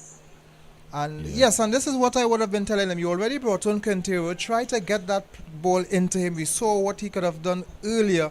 We just didn't get the execution that how we wanted. So you want to try to get that ball into Quintero. The guys in the middle of the park need to knock their ball a bit more. This is not the field that you want to run and travel with the ball. Let the ball do the work. So knock the ball around. Try to get it to Quintero in the box. Yeah, well, he shows that he not only can get a shot off there, but doing some good hold-up play, holding up and providing it for Trestrail. Trestrail showing that he may be a schoolboy, but he's ready for the top tier. Jem Gordon, a man who's shown his worth many a time and for many a team. Sturge, ball whipped in.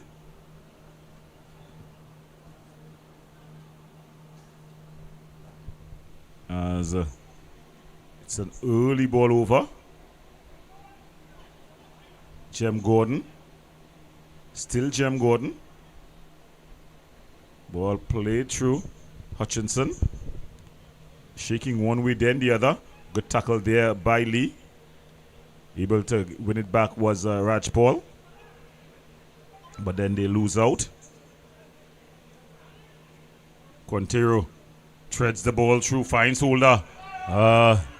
Good work there by Holder. taking on Sturge. He uses the support he has on his left. Coming across. Deflected out. It's going to be a corner. So some good work there by Superville. So the defense force showing that they're still in this one. Defense force tier 2. It was some good work firstly by Holder. He provided the ball wider to Superville. And again, good officiating from Derry, who allowed the play to run, because we saw that Holder had his feet taken from beneath him, but he allowed the play to continue because they had the advantage. He played the advantage, but now Holder is feeling the pain. He's gone down. The lone goal scorer for Defence Force scored in the first half to draw Defence Force level. Well, he's been through the wars for the Defence Force team. The two teams who are going to be playing the nightcap, they are at the sidelines, just getting themselves warm and ready.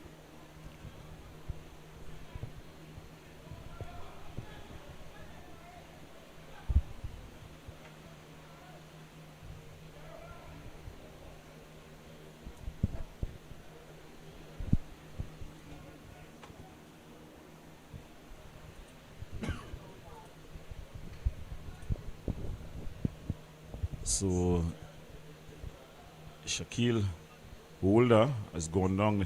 The Defence Force will be very concerned. He has been their main man for them this afternoon. Yeah, definitely. They have to make sure that he's okay. He did score the lone goal for them in the first half to draw them level with Police now. And since he was pushed on the right side, since the inclusion of Quintero, has been doing quite well in that position.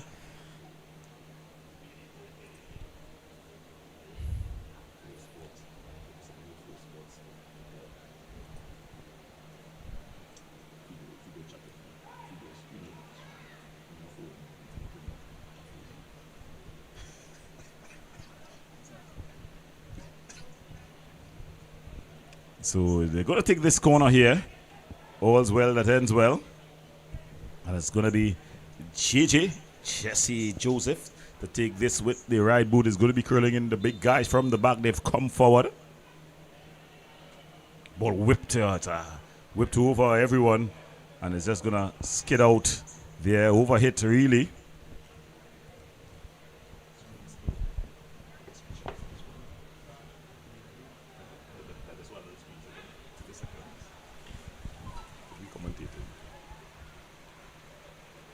So the rain has come down heavier once more.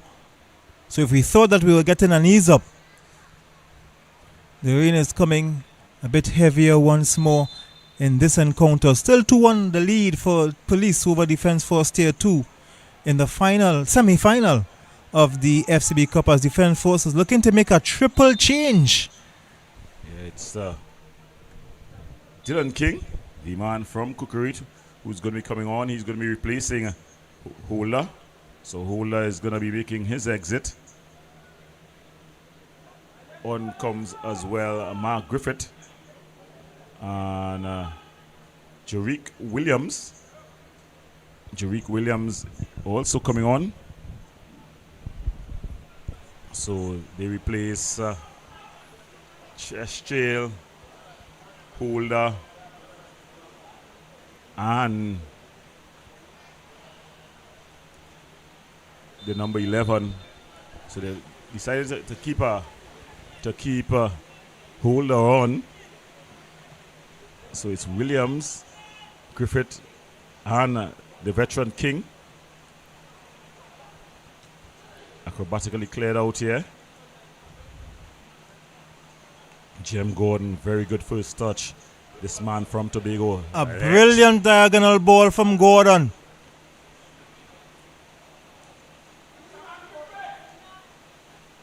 Hutchinson just putting that one on top the upright there. Hutchinson not doing justice to that beauty of a delivery from Gordon. And now Police with another change, seeing number 6 looking to come in.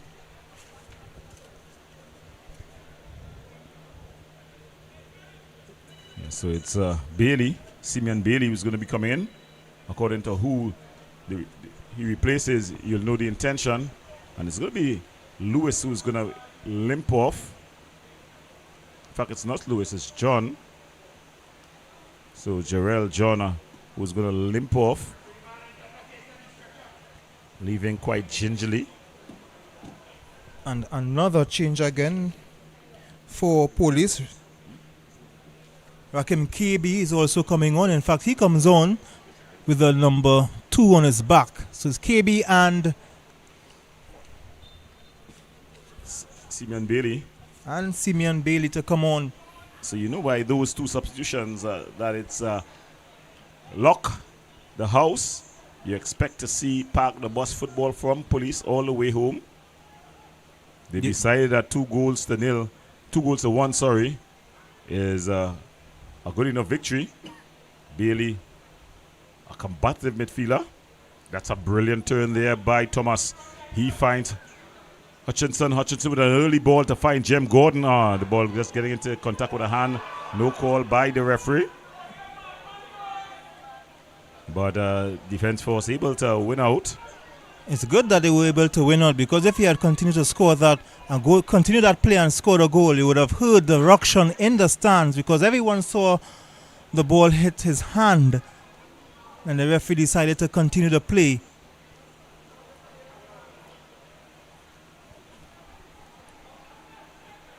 Joseph finding Dylan losing his footing, and that ball is played through. The keeper has come out. He's been rounded and into the side netting. And he had Hutchinson. He had Jem Gordon across the face of the goal. Watch this again.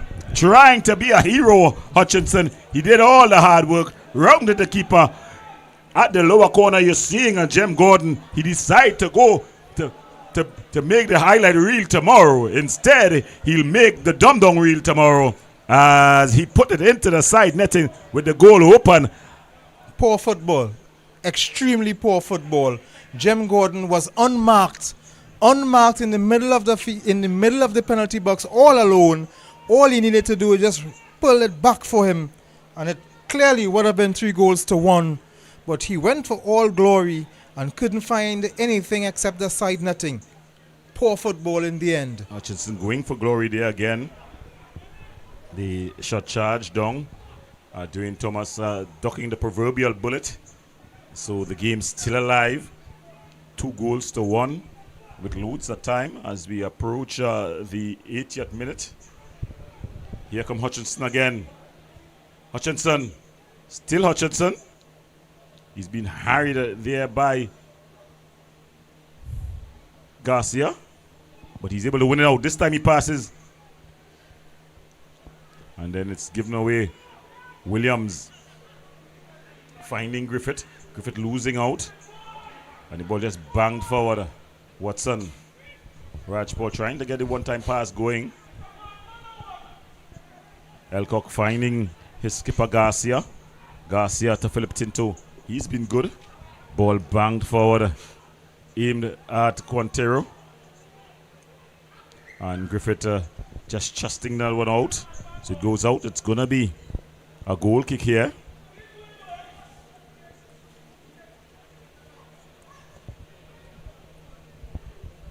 Just under 10 minutes to go in this encounter, in this semi-final between Police and Defence Force Tier 2. Police leading 2 goals to 1. Should have been 3. But Hutchinson wanted to go all alone, going for glory instead of playing it, squaring it for the unmarked Jem Gordon. And Jem Gordon would have only had the difficult task of tapping it into an open goal. Well, that's gone. That's into the history books now. I'm sure that Kareem Hutchinson would not want to be on the wrong side of history. He'll hope that his team is able to at least get over the line. Skip past the challenge here is Williams, the former man from Simeon Road, Pity Valley, now dwells in the Chaguanas area.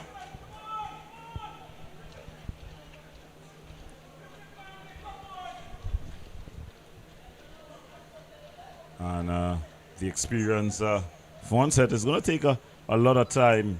He's going to try to take as much time as possible to get this restart going. Ball bang downfield. Headed on there by Bailey. And anywhere will do. And going down in a bundle. Referee Derry just stopping the play. A lot of fans here from Matura. And they've come. They hired a whole bus. The MIC girls who also play netball. So good support for the second game. The rain has stopped nothing. And there was concern by some if the football, the field could have held up to this.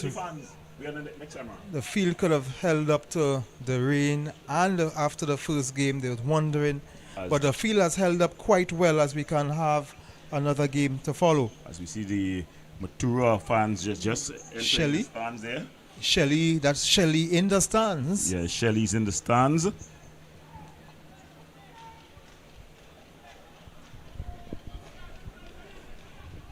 Must tell the stories in the sporting arena. So it's back to action on the pitch as the defense force, they tried to get, the ball has stayed, finally it's gone out. Tinto finds Elcock. Elcock with a searching ball, but it's headed clear. And the police team able to come forward, played behind Hutchinson. Williams finds that's Joseph. Joseph going back to skipper Garcia. Here come defense force. And that's the equalizer, defense force. Shaquille Holder. It was Quintero with the control on the chest. And Holder, he was supposed to be substituted. He said he could continue. And continue he did. We'll have another look at it here again. It was some nice work by the skipper. Floated ball forward. Quintero with the chest on. King with the one-time pass. And Holder with a thumping finish pass for Fonseca. It's 2 apiece. And all to play for in the last 5 minutes of this one. Defense force 2.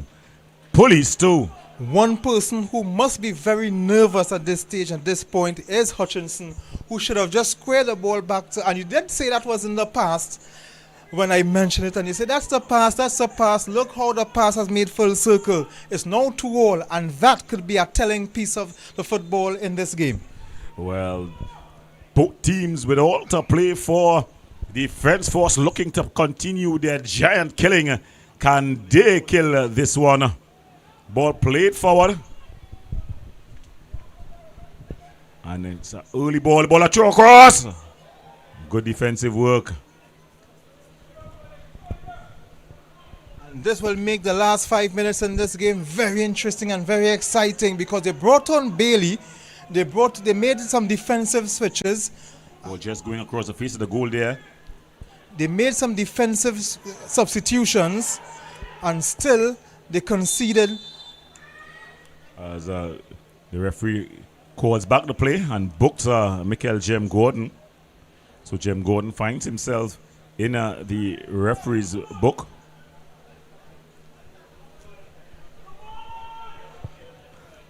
Defense force trying to set up what could possibly say, and we are not taking anything away from Matura.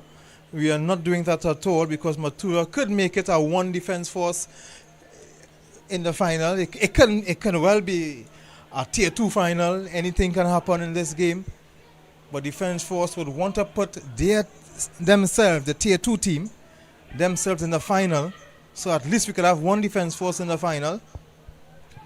Police, they have other ideas. He should have been leading still. Tinto, early ball. He's come from an offside position, Shaquille Holder. What a night he has had. He got the equalizer, the first equalizer at 1 goal apiece. An error by Fonset. But this one, a fine finish. The two veterans are combining. It was Quintero chesting on to Dylan King. Dylan King, a one-time pass holder, and he finished with a plump pass, Fonset, to draw his team level. Raj Paul with a clever ball, but not getting to the intended target.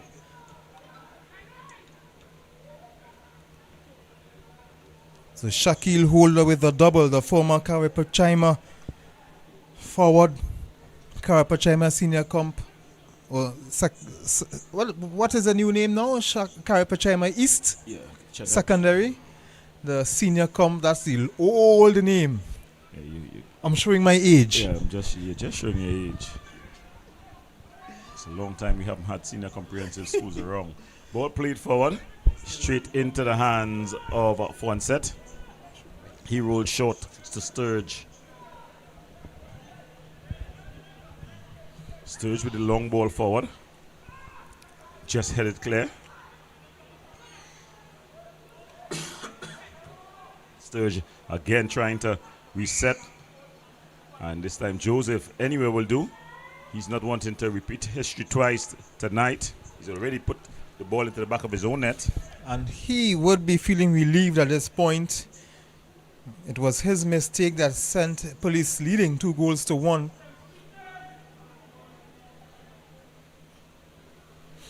Nice turn there by Jem Gordon, but they're able to win out.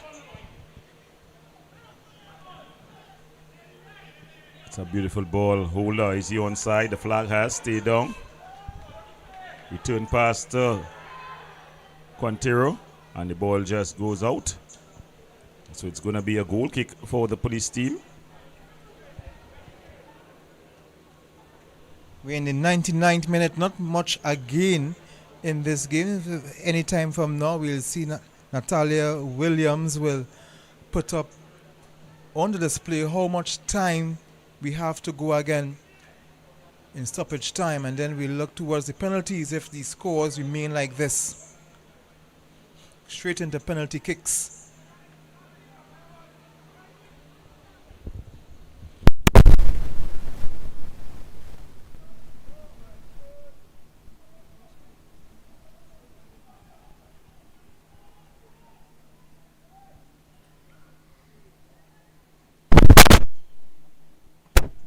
So they're looking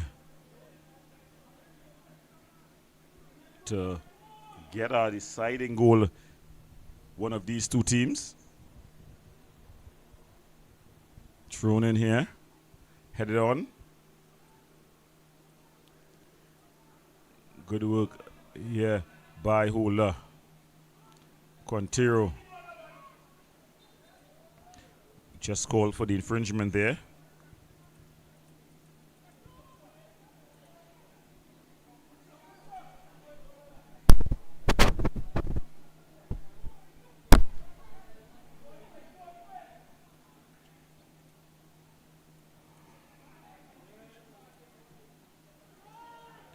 Ball played over the top.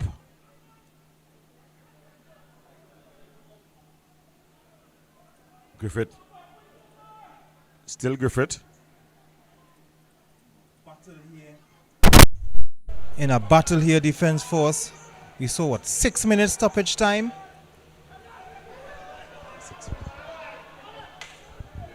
6 minutes added on time. So still a lot of time to go in this encounter between Defence Force Tier 2 and Police. Locked 2-all. If it can remain like this, we'll go into penalties. Kicks from the spot. Ball headed on there, but no one is going to get to it. So it's going to be Defence Force to make this throw-in. Now, Wason, if it goes to penalties, who has the advantage? Well, that I can't say. I haven't watched much of Defence Force, the Tier 2 team, but I do know Fonset is a capable goalkeeper. And you would expect Fonset to make at least one save. And Bailey would have straight into an offside position. There, the flag has gone up. I guess you have been following the First Citizens Cup, Winston. Defense Force won a couple of their games. Defense Force Tier 2 won a couple of games from kicks from the penalty mark. And the hero was none other than Dwayne Thomas. So he's very good at saving penalties. Fonte, though, he's excellent as well. So it's going to be a battle of the nerves, as they say, the ultimate contest in football. But I think the advantage may just lie with the Defense Force team, especially with the momentum that they would have gained coming back at the death, really. The Defense Force looking to get that game into penalties. They've been doing quite, and people are underestimating this Tier 2 team, what they would have achieved this season. Yes, they are looking, yes, the Tier 1 team is taking all the spotlight, but don't underestimate this Tier 2 team. Well, it's going to be Jabari Mitchell who's going to take this one. Whips it into the area. Headed on, oh! And just cleared away. Looking to be a hero at the dead there. And that was a superb save. Let's look at it because I thought it was very close to crossing the line. Let's look at it once more. Hutchinson trying to make amends. He rose highest, headed on. But Dwayne Thomas with a brilliant save on the line. See some of the comments on the Facebook, the YouTube stream. World class hits. He's agreeing with me when he's saying the winger, who is Hutchinson, he said that he threw away this game. All he had to do was pass, or at least put it on target. And we are talking about the pass where he could have crossed it back into. Only a blind man would disagree with you there, Wilson. He wronged the keeper. He had Jem Gordon on top. All he had to do is kick, and then Jem Gordon would have had an open goal just to tap in. He could have done that with his one eye closed and one hand tied behind his back. Well, it's just about 2.5 minutes left to play in this one. That's in as we enter added on time. Jem Gordon. And Police would need to score to win this game here because Hutchinson would have all the blame in the world. But let's see how Defense Force could attack it. It's 4 against 4. We see more red shirts coming in. But he would have been straying into an offside position anyway. So a bit of football tennis in the middle here. No player yet to really control the ball. As the ball goes out, it's going to be a throwing for the Police team. Defense Force with a lot of support here and on the stream and those viewing on Flow Sports as well. Always well supported Defense Force, and what a season they have had. They're being led by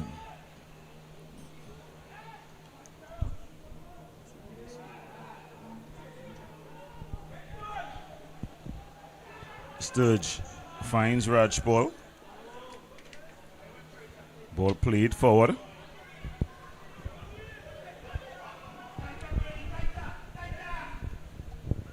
So this Defense Force team has been really urged on by the Chief of Defense Staff. That's Daryl Air Vice Marshal Daryl Daniel. And of course, the man who pulls the strings behind the scenes, the general manager of the Defense Force Football Club that has done so well this season. And none other than Flight Lieutenant Ryan Otley. Let's see something could be happening here for Defense Force. A deflection just going wide. It's a corner. And can Defense Force...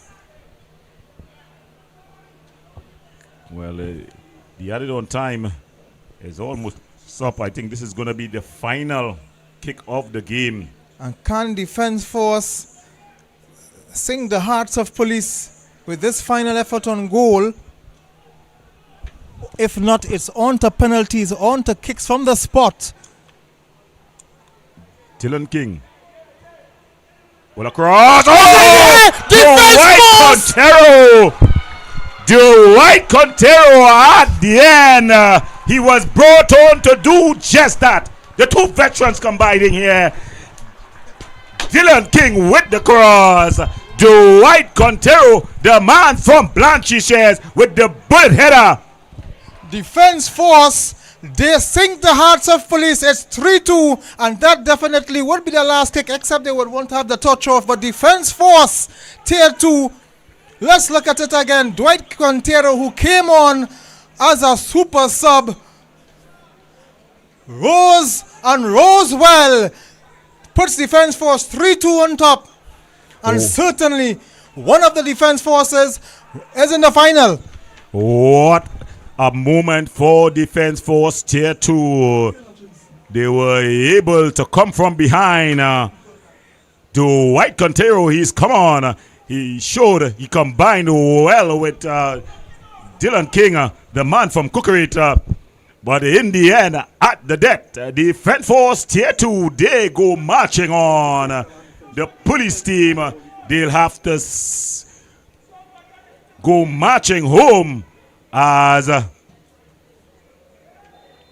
that's the final whistle at the death. Defense Force Tier 2, they booked their place in the first Citizens Cup finals with a 3-2 victory, a 3-2 come from behind victory. The man on the screen, Dwight Contero, he's been electric for his team. Ian Waston, what a match. Yes, definitely, and I must be feeling it for Hutchinson, and well, very unfortunate, but all in all, Defense Force did quite well. The man in the picture there, Dwight Contero, with the header, the winning goal to put Defense Force, the Tier 2 team, look at that header. He rose above anyone, uncontested in the end, and the Defense Force Tier 2 team is in the final, and they will await to see if their Tier 1 team will do the same against Matura United. Matura United will try to make it an all Tier 2 final. Well, we're going to break. When we come back, we have action as it's Defense Force Elite.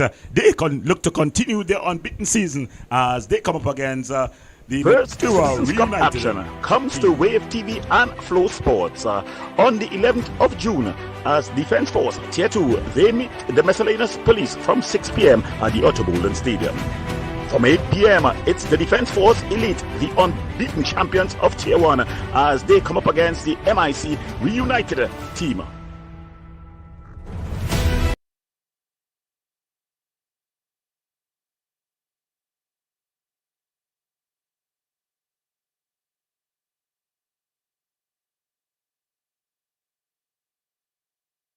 First Citizens Cup action comes to Wave TV and Flow Sports on the 11th of June as Defense Force Tier 2, they meet the Miscellaneous Police from 6 p.m. at the Otterbolden Stadium. From 8 p.m., it's the Defense Force Elite, the unbeaten champions of Tier 1, as they come up against the MIC Reunited team.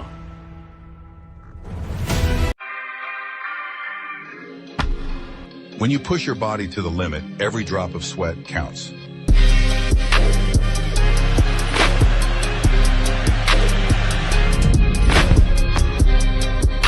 Reboot isn't just an electrolyte drink, it's your recovery partner.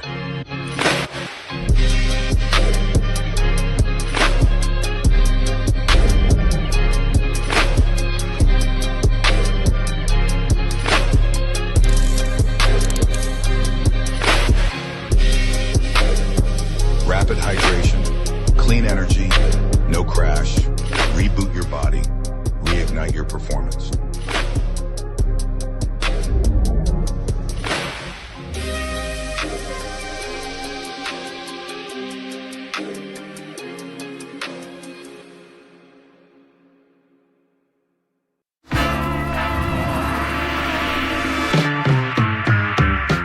I don't care how much it costs.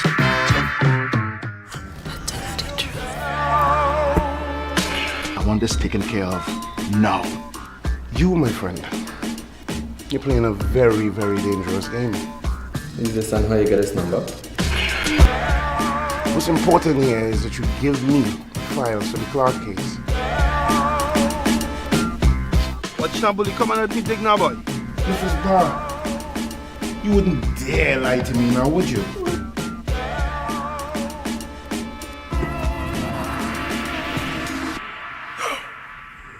Isn't that a shame?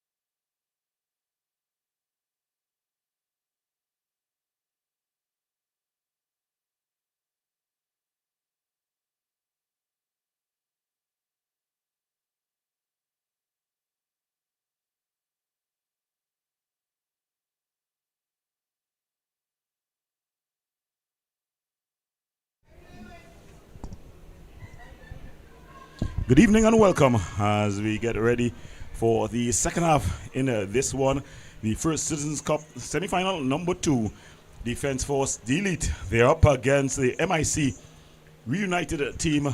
Going pair together with me is Rodanfa, former national player Rodanfa Abubakar. Good afternoon, Rodanfa. Yeah, good evening, Gordon. Good evening to your viewers. A night of upsets. Perhaps we could have another here. Well, already a tier 2 team have caused an upset. Matura reunited, they'll be looking to cause one of their own. Well, we've got the starting lineups for you. So I will start with the Defence Force team.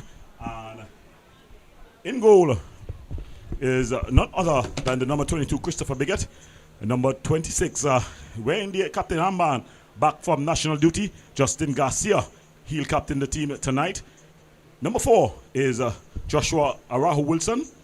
Number 6, Kevin Goddard. Number 13, Rivaldo Corrat. Number 15, Shaquille Bernard. Number 21, Justin Sadu. Number 27, Jelani Peters. Number 32, Jamil Cooper. Number 37, Casimir Keller. And rounding off the starting lineups, Darius Oliveira is going to be the starting lineups for Defense Force Elite. Yeah, Gordon for MIC. Matura reunited. Jesse Peters will be in goal. They'll be captained by Kerwin Vincent, number 9. 19, Daniel Rose. Number 7, Kyle Dwarka. Number 10, Kenneth Garcia. Number 11, Dekil Ferreira.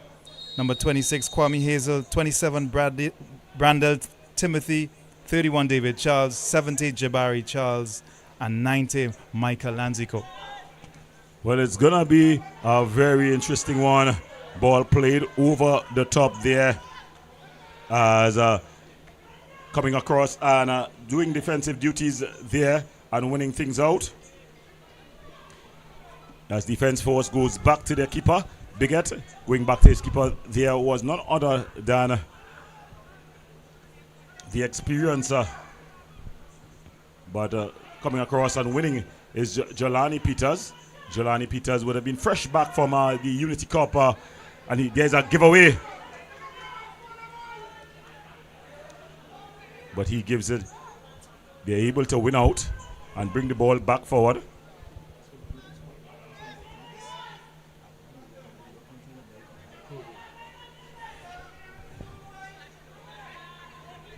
So they go back to Garcia. That's Justin Garcia. So Justin Garcia, he's missed out as well on the Gold Cup and the World Cup qualifiers. He'd be very disappointed, Rodanfa. Yeah, it's a strange one that in the squad of 26, I reckon Dwight York just has 3 or 2 centre-backs, specialised centre-backs. So that's a strange one. They could have done with an extra centre-back last night. Well, the talk is on the footballing streets, as we call it, that Garcia, he's going to be heading out to the US to join the team for the Gold Cup with Rodan with Birmingham Dong. Sorry, I'm trying to put you back in national colours, Rodan for. Yeah, giving up that a while back. Trimenham may not be able to recover from his little mishap in the warm-up last night, of course, ahead of that World Cup qualifier against Costa Rica. And perhaps he will be slotted in there, Garcia. So this is a good opportunity for him to put in a solid performance in preparation for that. Rahul Wilson with the ball, though. He finds Garcia. Sugar Garcia goes cross-field. Finds a man who's been very mobile for the Defense Force team, Keller. Tucking in at wing back here this afternoon. He's played midfield last time out. Goddard on the ball. He comes back in. Cooper, since finding his way into the starting lineup, he cemented his place in this lineup, Rodanfa.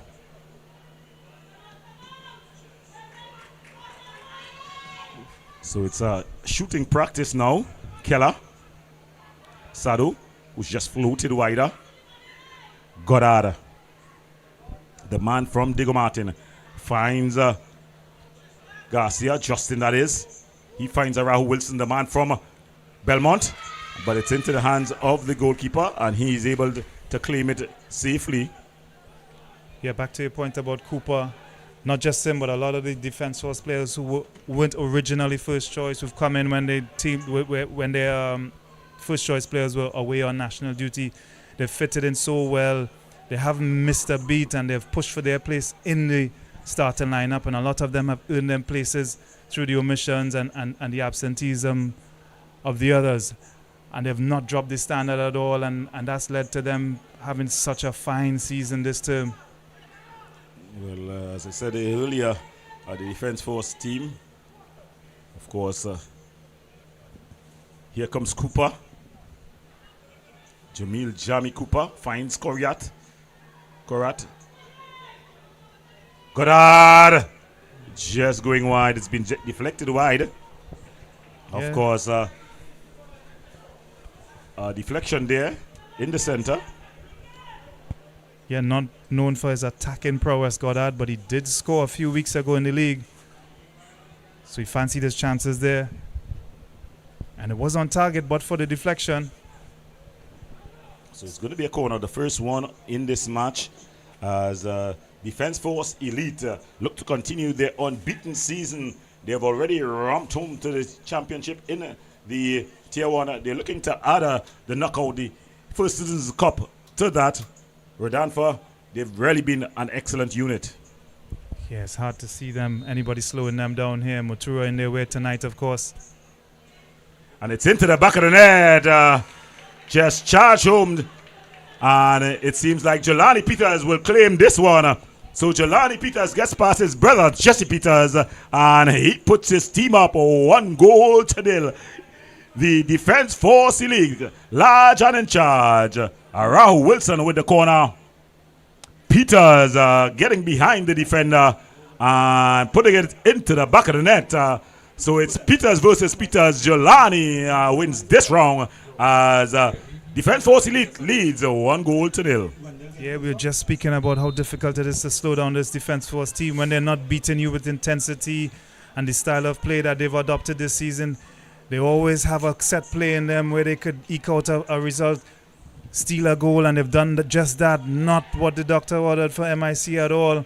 Wouldn't want to be giving away a goal of that nature so early on. It's going to be a long way back for them now. So here comes MIC. I'll give away some good skill. They find their skipper Vincent.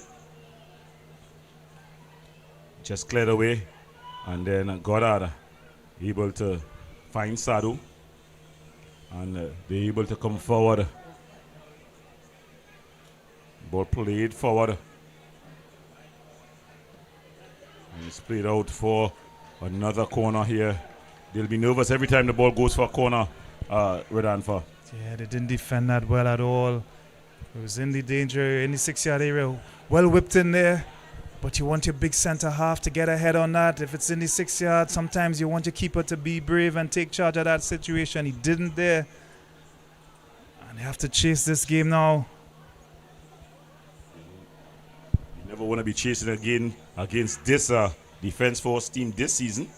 You know, and for MIC, they would have looked at the fixture before and see the Tier 2 team topple the Tier 1 miscellaneous police.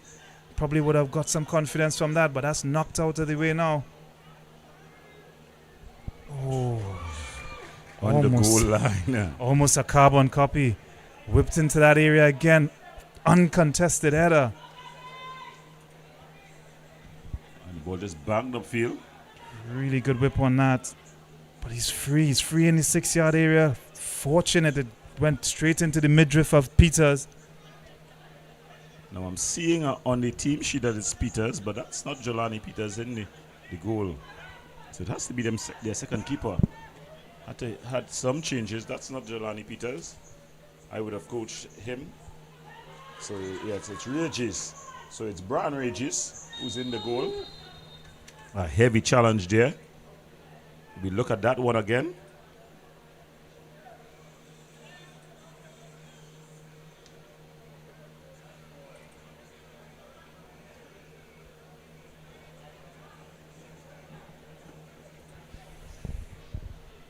So he's gone down and stayed down. No malice in it, though.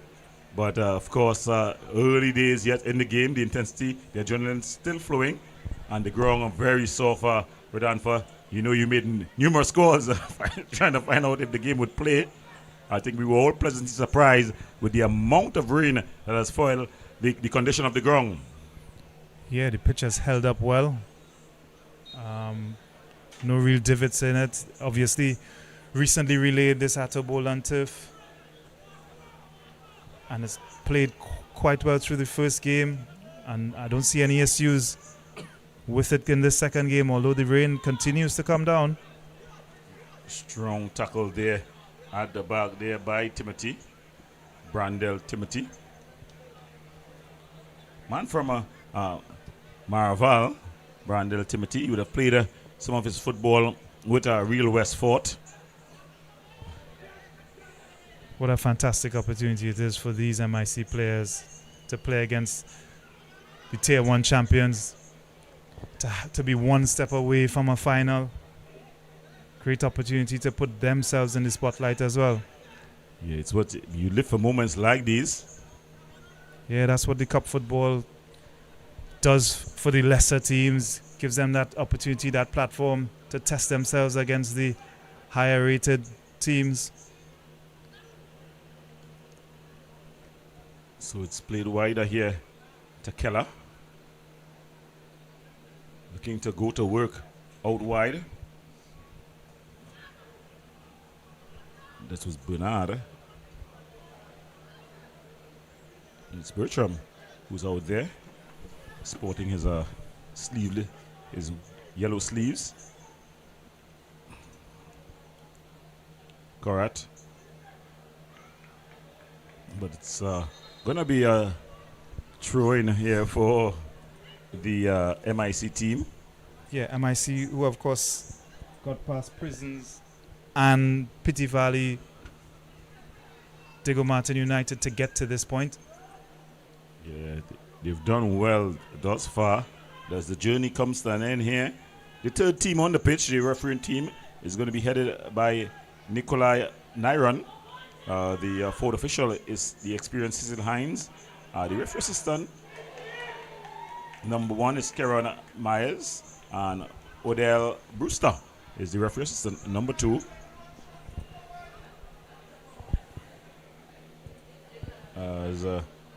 There you see Karat putting it to Bertram. Bertram trying to cross it, but it's just cleared out. Perhaps one pass too many. Yes, he had the defender sprawling Coriat, but that gave the other centre-back enough time to get back and cut out that extra pass.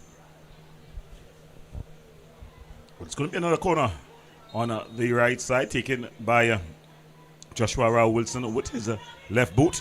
An intelligent left boot he has is into the area. They're finally able to clear it. The player going without the ball. That's Rose. Looks ominous every time they have a corner and Coriat curls that into that 6-yard area. It's absolute chaos in there for MIC.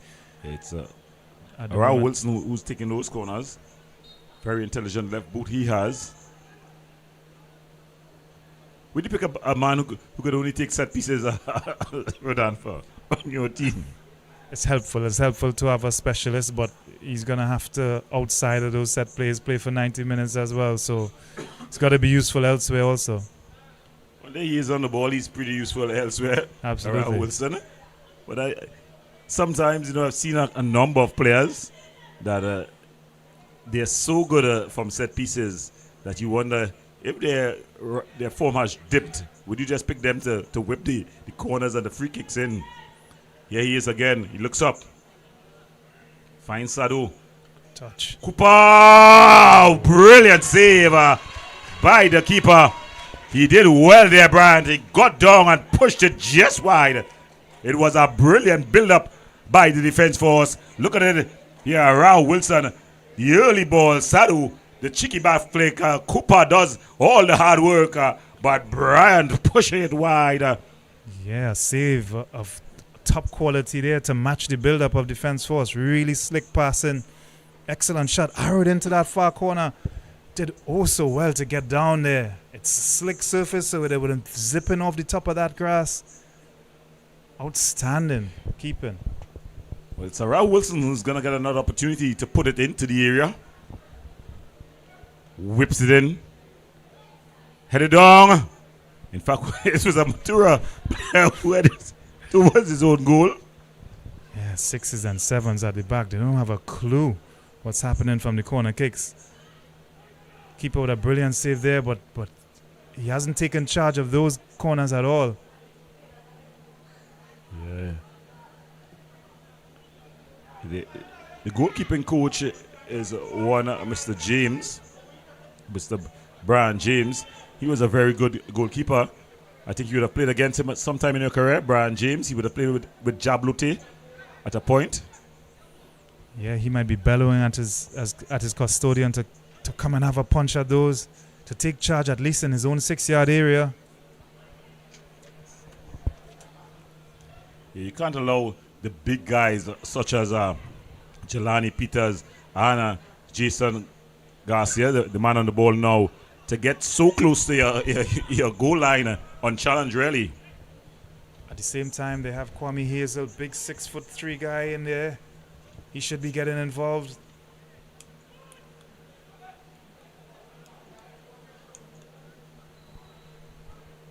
Vincent, the captain, he's also no slouch when it comes to height. That's the number 9. So he should also be getting back there on set pieces. But when you talk about Hazel, he's bigger in size, but is his aerial power gooder because of his ability to jump? But it's Sado who finds Cooper with the early ball in.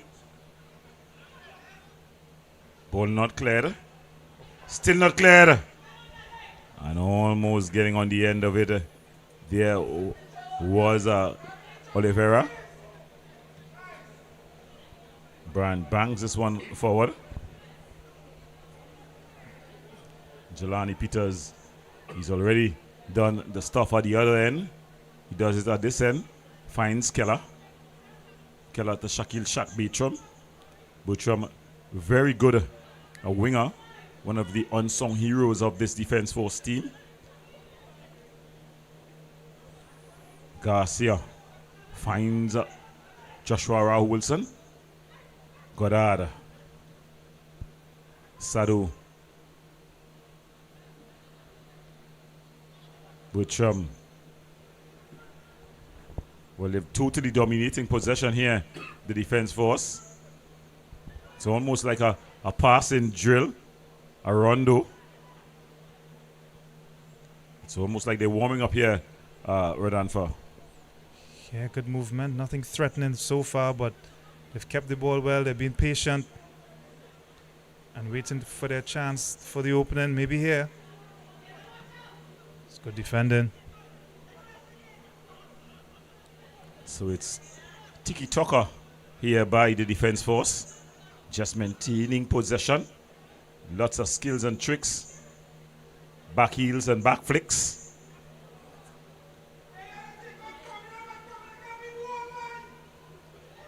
The fans are asking for the substitution of Hazel.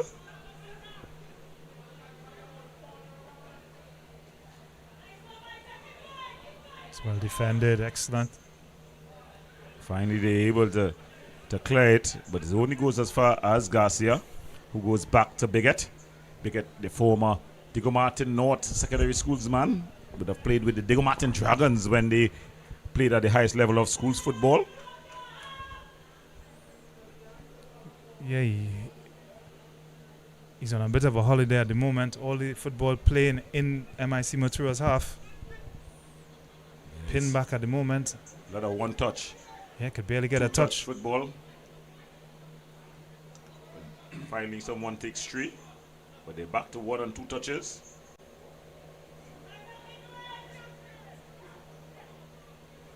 There's a bit of a giveaway. But then able to recover easily. So striking a lone picture there is the captain, Vincent. Yeah, he's all alone, isolated. Outnumbered by Garcia, Wilson, and Peters. So as the MIC bench, I wouldn't be too worried with this type of possession. They haven't penetrated. Yes, they've kept the ball, but it's a lot of sideways stuff. When it's got in and around the box, the MIC team has got close, stayed compact. But what's the plan afterwards? When you get possession, is Vincent a viable option? Sometimes he's a little bit on his heels, and when it does get up in his direction, are they getting up to support him? At the moment, the answer is no, so it's all defense force at the moment, and that's going to be tiring for that back line. And with this heavy surface, it seems like it's just a matter of time, really. Yeah, they're just weighing there. As they say, they're on the ropes. So this is better. If they could just keep possession, unlucky. That has been the problem. They have been kept keeping the defense force in a normal areas away from the goal line, And I think he's given a penalty. I think he went down outside the area though. That's Bertram. So you'd have point forward. Did he? He wouldn't have pointed today. There you see he's gone Contact down. is definitely out of the box. And he has walked over, yeah, he's given a free kick. I just thought he initially pointed to the spot, but as you said, he's probably just pointed forward.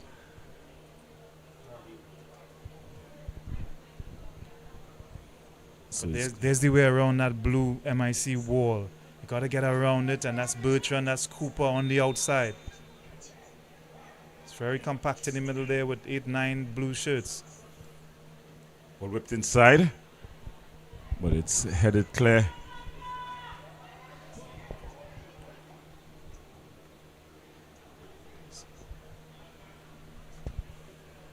Now, when you look at the MIC Matura reunited team on the bench, you see Jason Spence. He's a coach, experienced coach. He's been around a while. In fact, he started the season with Central FC, who eventually finished second.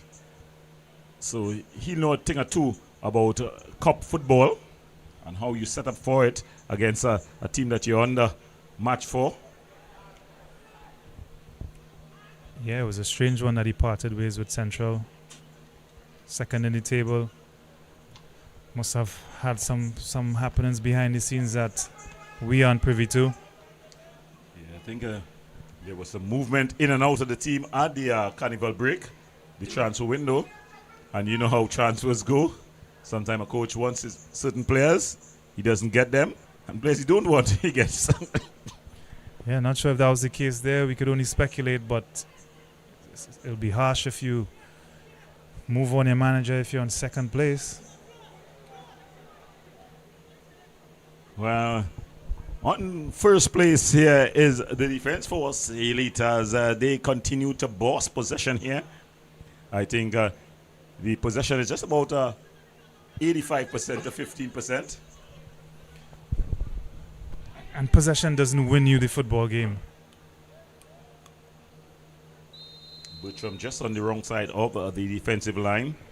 Outside of those corner kicks and the little interplay that we had a few moments ago, they haven't actually threatened the goal. So it's a lot of sideways stuff. The five at the back for Matura have stood strong.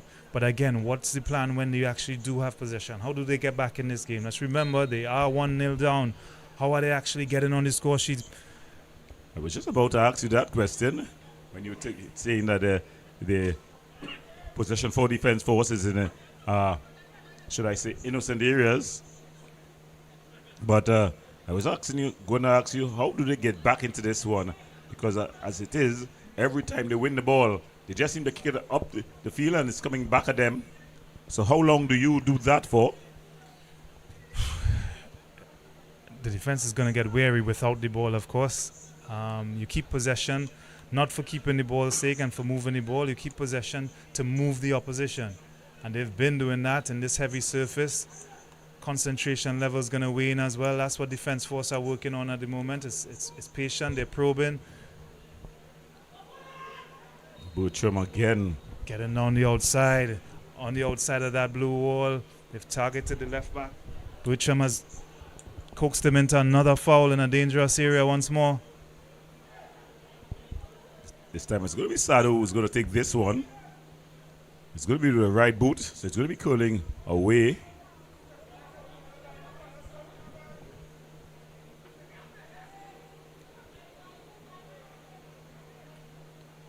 I would have opted for Arahu Wilson, just like a corner in-swinger. Curling away, and it's cleared away. Finds Arahu Wilson, who gives Sado to have another go at it. He decides to come short to Joshua Arahu Wilson, who finds Goddard. Goddard, the man from Diego Martin. Brings it across to Keller. Goddard would have gone to Diego Martin North as well as Mukrapo East. Ball is up in the air. Brad comes in. Seems very tentative coming off his line, Aradanfa.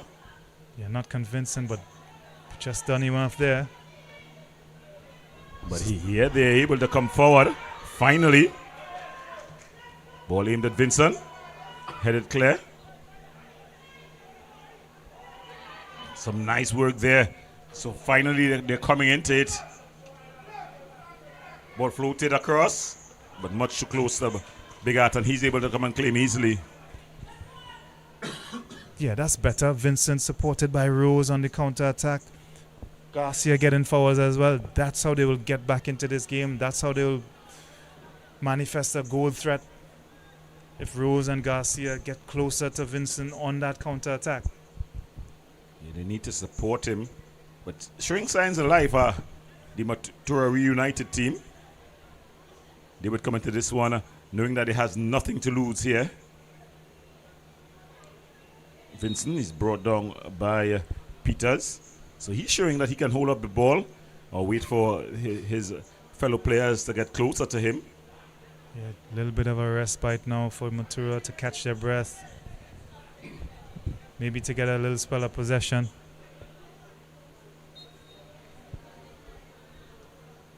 Ball banged forward. And it goes into the hands of Bigat. So Bigat comes and claims easily.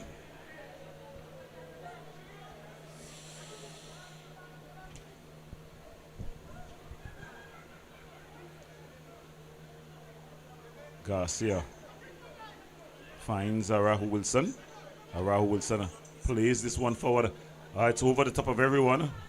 But Hazel is able to come and clean things up there at the back. Kwame Hazel. Good covering from him, berating his fellow defenders now. But you need more of that communication before the event. Well, all's well that ends well, as the old saying goes.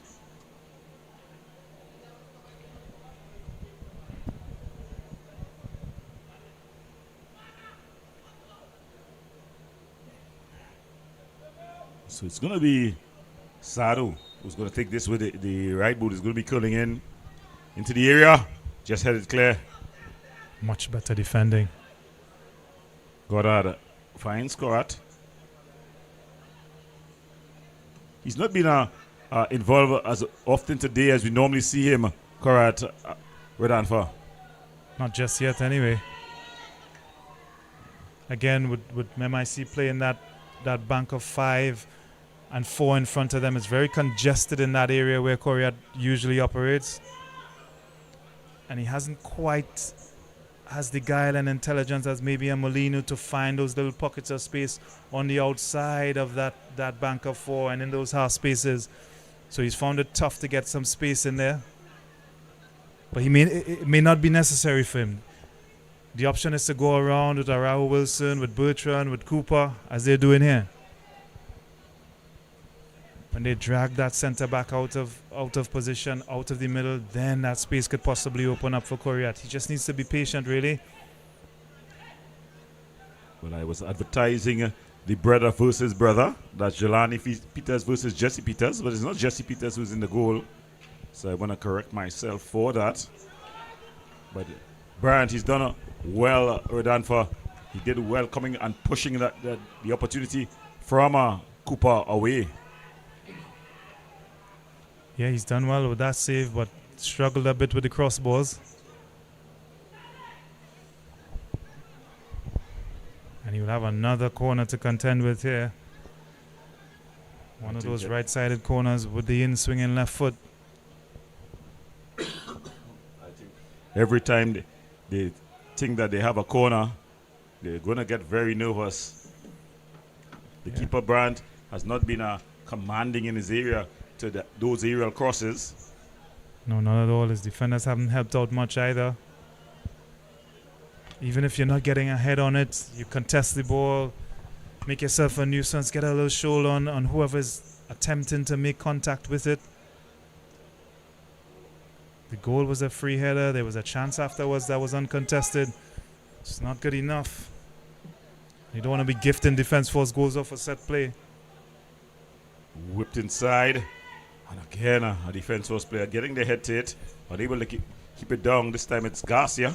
Justin Shugi Garcia. At least on that occasion he was contested. He got a bit of a shoulder. He was off balance. That's sometimes all you need. That's enough. that little push, that little shove, that little bump, just to throw off the attacker. Yeah, you got to contest it. Like rebounds in basketball, it's all about the intent. These are corners and free kicks.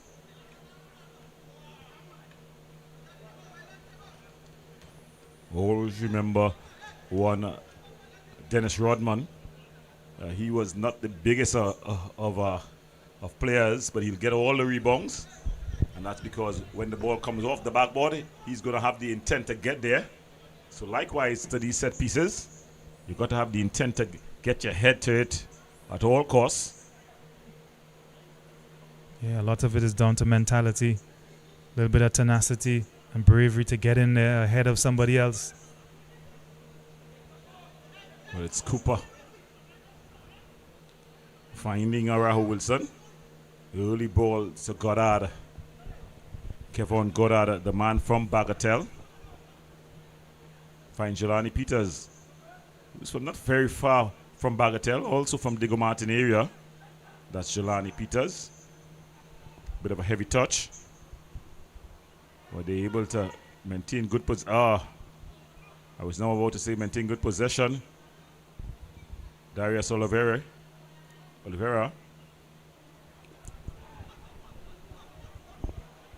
So again, the passing parade begins. With breaking it up, there was the number 10, that's Garcia. Candies.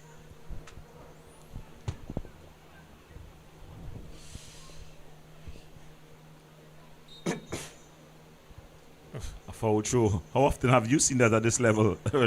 Yikes, that's embarrassing.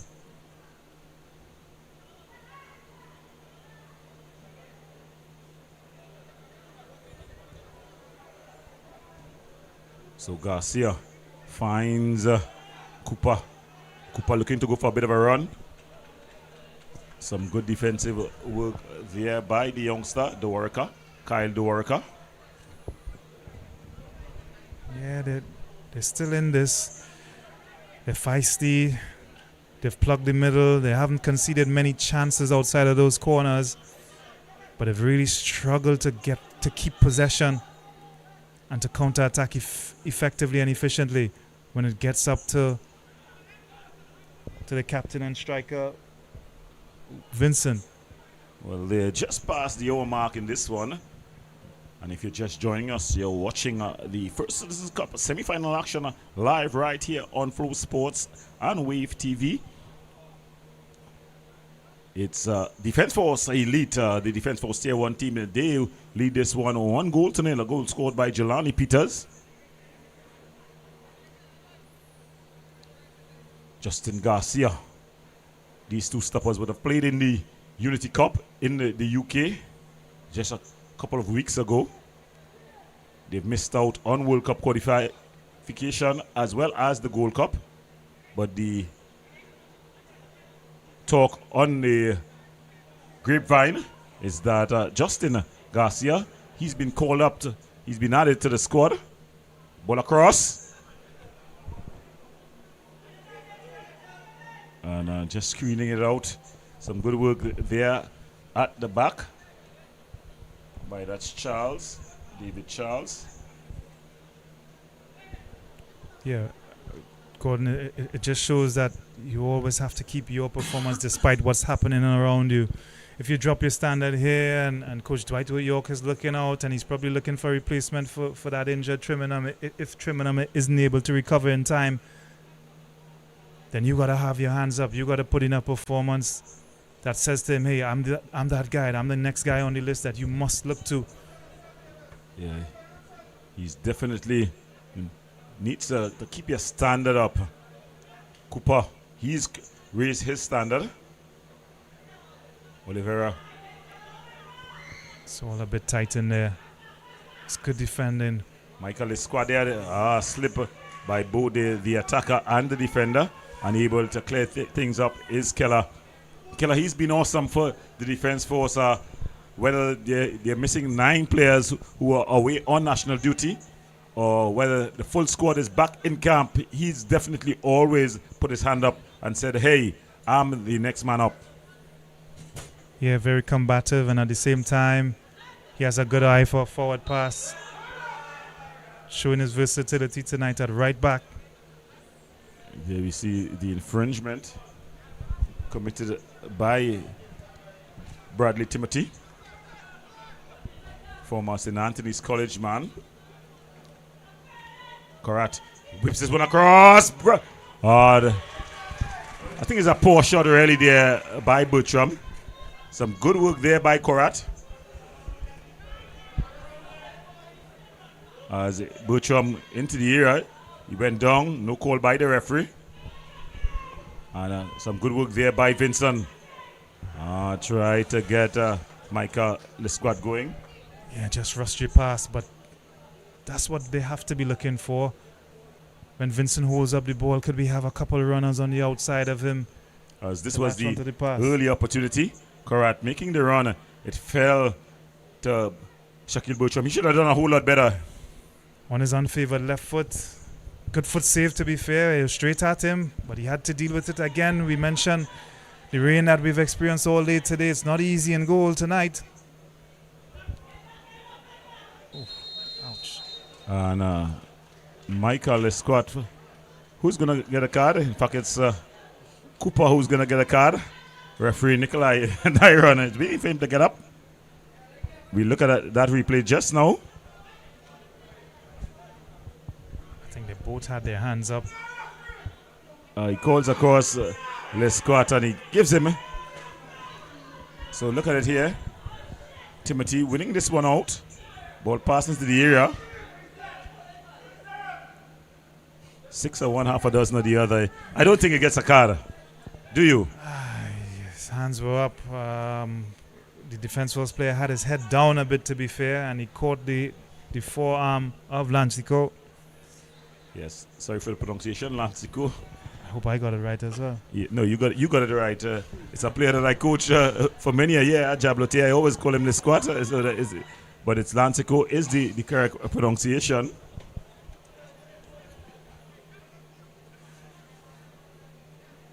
Former Jablote youth player.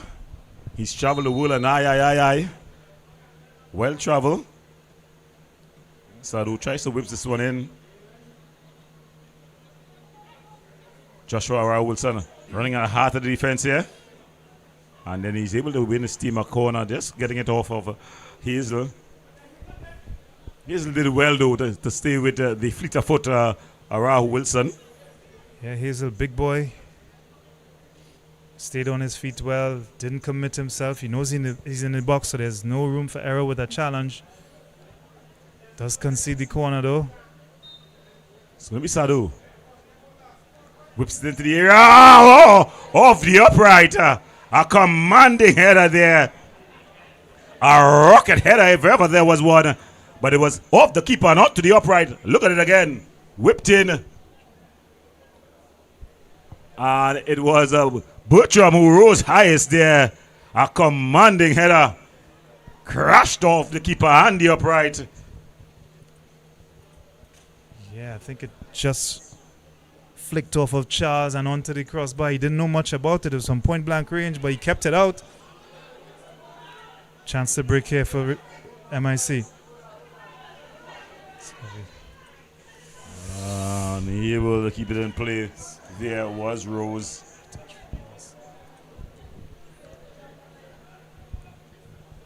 That's the opportunity to catch defense force on the break. Not the quickest team defense force.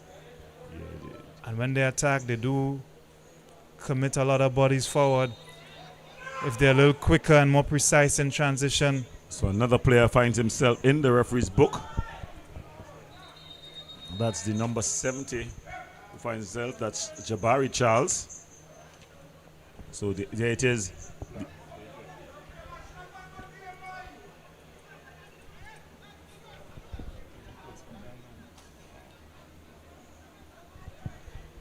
So shortly we'll have a look at the opportunity. But in the meantime, it's Goddard who finds Garcia. That's Justin. And Sadu Sadu's played quite conservatively here this afternoon, Rodolfo. He's found himself in the pockets, but in generally unthreatening areas. Shot from distance, easily handled by the goalkeeper. Yes, as we keep mentioning, MIC Matura Reunited have set up that block and made it very difficult for them for Defence Force to play through them. So Sadu has had to drift a little bit wide in order to get some space, where he's a little less effective offensively. So that's good work from Matura in that sense. Oh, Timothy with the mistake here. Cooper, it's a foot race. Still Cooper. Hazel does well.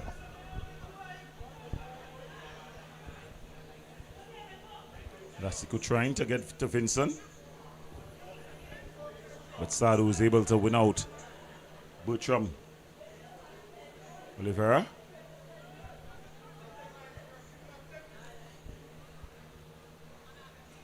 Korat. But they're able to win out finally. And they play this ball forward. Garcia, he's been good for his team. He's not had the joy coming forward, but when he has gotten the ball, he's been competent in possession, good with the pass. Yeah, he has looked comfortable in possession, but not enough options in and around him and forward of him. So it's been a struggle for him, really. So as we approach the halftime whistle in this one, it's Defence Force, the elite. They lead 1-0. A goal scored by Jelani Peters over the MIC Matura Reunited.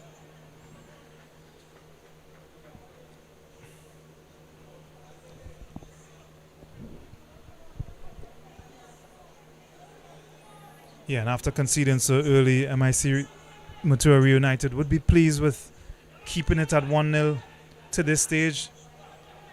Their coaching staff wouldn't mind a 1-0 scoreline at halftime. They're able to reshuffle. Garcia goes all the way back to his keeper, Bigot. Bigot looking for movement. The game down to a walk now. They're really cruising here. This is a telling run by Sadu. Seems like he's just heard that we saying that he's in very non-threatening areas. Made a nice run there, Justin Sadu. Decent looking cross. Oliveira didn't look interested at all. So the halftime whistle looms here. Yeah, can Reunited, MIC Matura Reunited get to the halftime break with the scoreline as is? I think that would be a success for them. I think it's be all to play for in the second half if they can get to the halftime whistle at a 1-0 deficit. Ball just headed clear there. Yeah, they have a throw in a good area. 4 bodies forward. Perhaps they could make an equalizer here as well. Spoke too soon.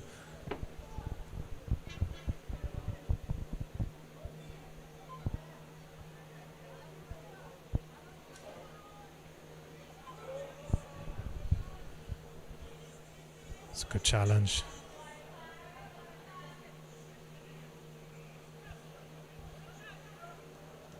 It's a good pass from Hazel as well. It's poor from Rose. Yeah, Rose always looks like he's in a rush, like if he's hurrying to do what he's attempting to do. Yeah, the fans and all, they're telling him that he's hurrying to do what he needs to do.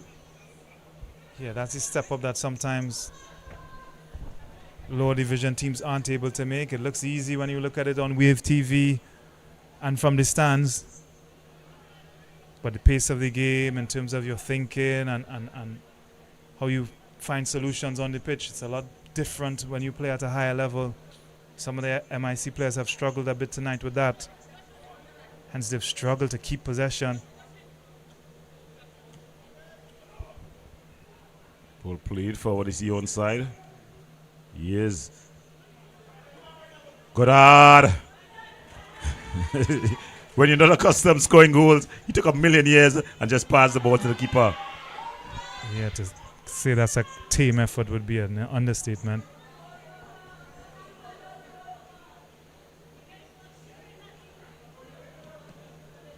Yeah, you rather see Coriat in those areas.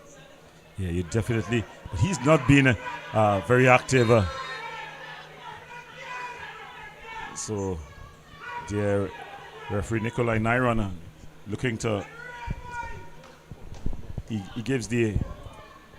As it's gonna be a card. 1 minute of added on time would be played. Yeah, rather belatedly gave the card to Justin Garcia.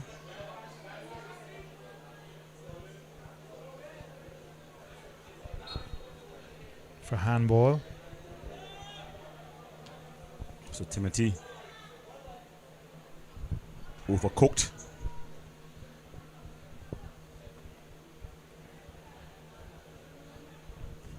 And Matura enjoying a little spell. Awful giveaway. Darius Oliveira trying to return the pass to Korat. It does find him. Sado. He is still trying to use his body. Butram, the early ball. Just headed over. Sado was trying to get inside there with the head. Not known to be a strong header of the ball, although he's over 6 foot. Yeah, something that all Denzel Theobald's midfielders have done this season. They've got into the box. They've stretched the defending with their runs. Not content with just staying behind the ball and playing safe. That's a feature, a massive feature of their play. And that has accounted for 18 different scores for them this season. And that's the halftime whistle. So at the half, in this one, the second semi-final in the First Citizens Cup, it's Defense Force Elite. They lead 1-0. A goal scored by Jelani Peters. That's all that separates these two teams. We're done for. We'll have a look at the goal and your comments of the first half. Yeah, outside of these set plays that have really struggled with MIC United, Defense Force haven't created a whole lot. They're in control of possession. They're bossing the game. But at the same time, MIC United don't seem like they have enough ideas, have enough legs to get up in support of their captain so that they can counter and get back in this game. Still a 1-goal game though, so perhaps a few changes at halftime could see them creep their way back into this one. Well, we're going to the break. Don't go anywhere as we continue to bring to you the First Citizens Cup live right here on Flow Sports. First Citizens Cup action comes to Wave TV and Flow Sports on the 11th of June as Defense Force Tier 2, they meet the Miscellaneous Police from 6 p.m. at the Otterbolden Stadium. From 8 p.m., it's the Defense Force Elite, the unbeaten champions of Tier 1, as they come up against the MIC Reunited team.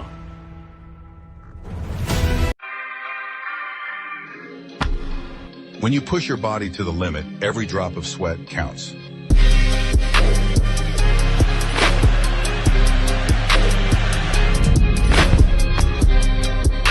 Reboot isn't just an electrolyte drink, it's your recovery partner.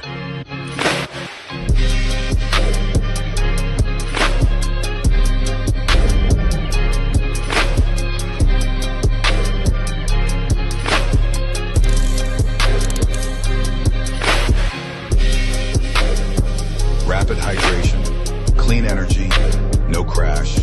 Reboot your body, reignite your performance.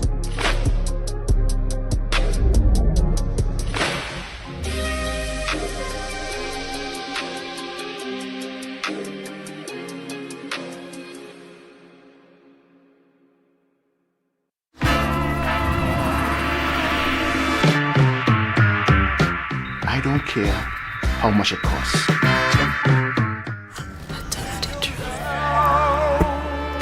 I want this taken care of now. You, my friend, You're playing a very, very dangerous game. Is this and how you get this number? What's important here is that you give me files for the Clark case. What shambles you coming at me dig now, boy? Mrs. Barr, you wouldn't dare lie to me now, would you?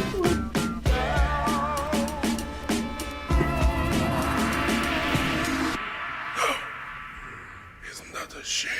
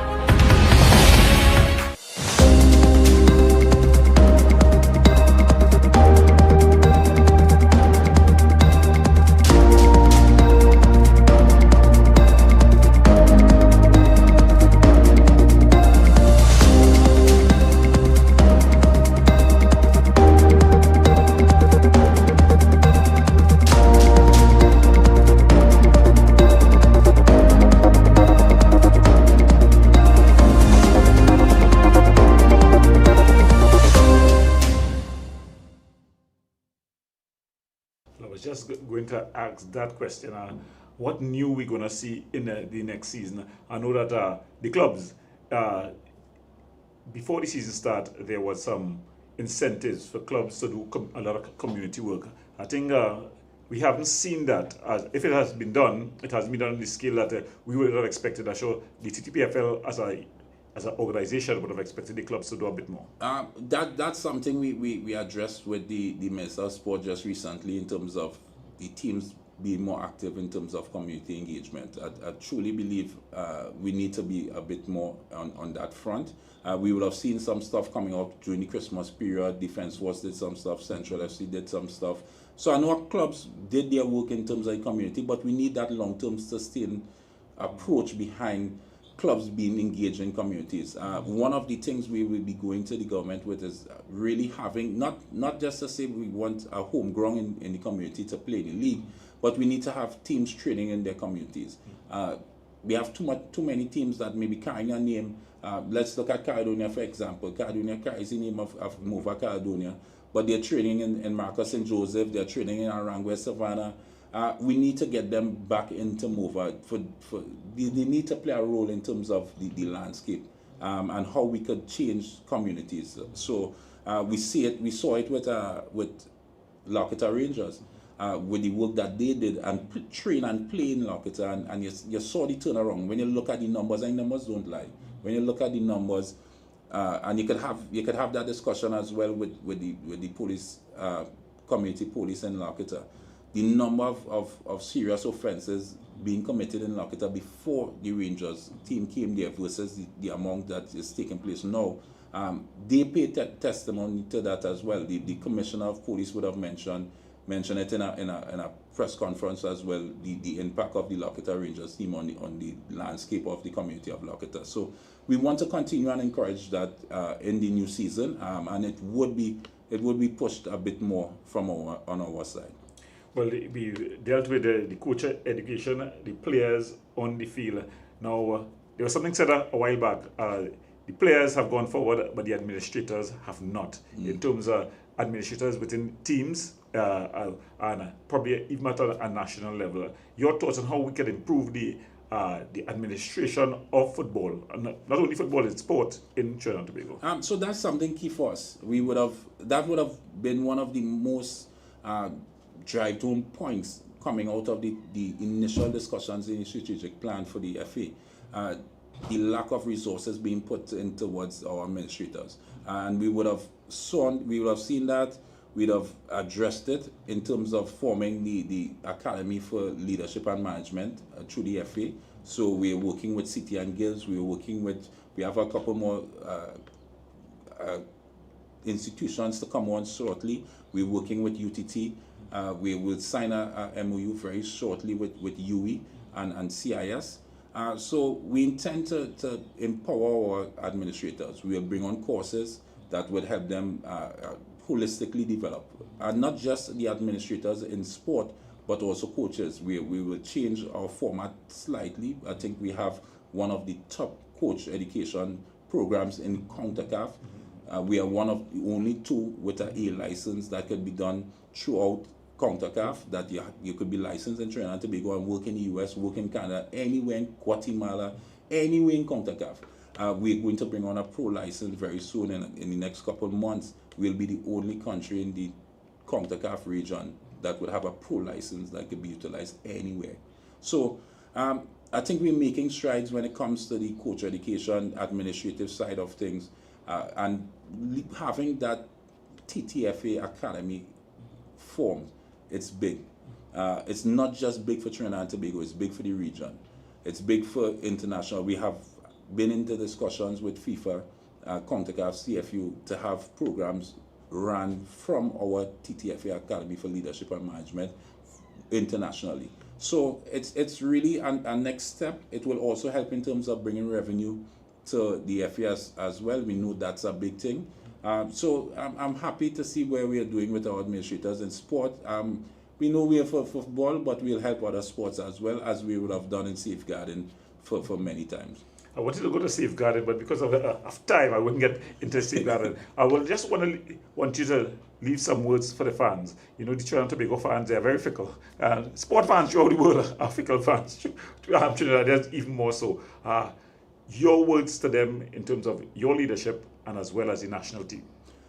For me, it's important to understand what we are doing, to give us time as well. It's not, and everyone was excited when we came into power, a new executive, someone that they knew from in football for many years.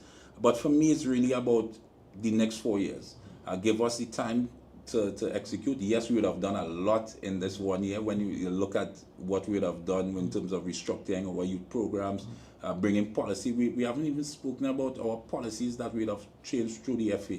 So we'd have instituted maybe about 6 or 7 policies that FIFA would have recommended over the last maybe about 6 years.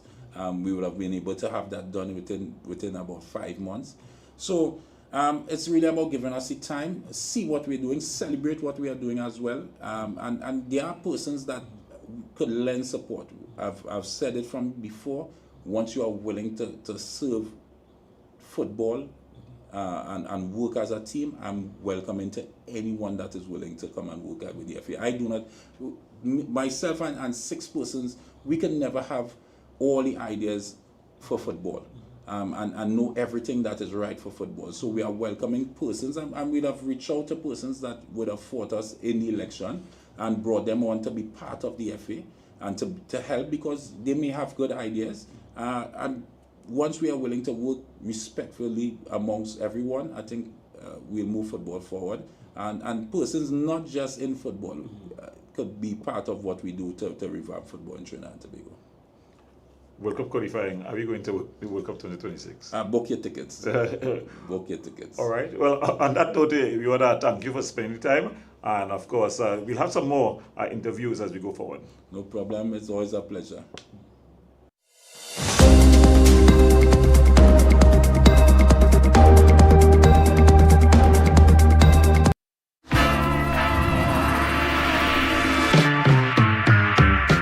I don't care how much it costs.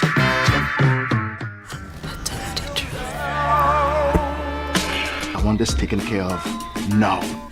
You, my friend, you're playing a very, very dangerous game. Is this son how you get his number? What's important here is that you give me files for the Clark case. Watch now, bully. Come on at me, dig now, boy. Mrs. Barr, you wouldn't dare lie to me now, would you?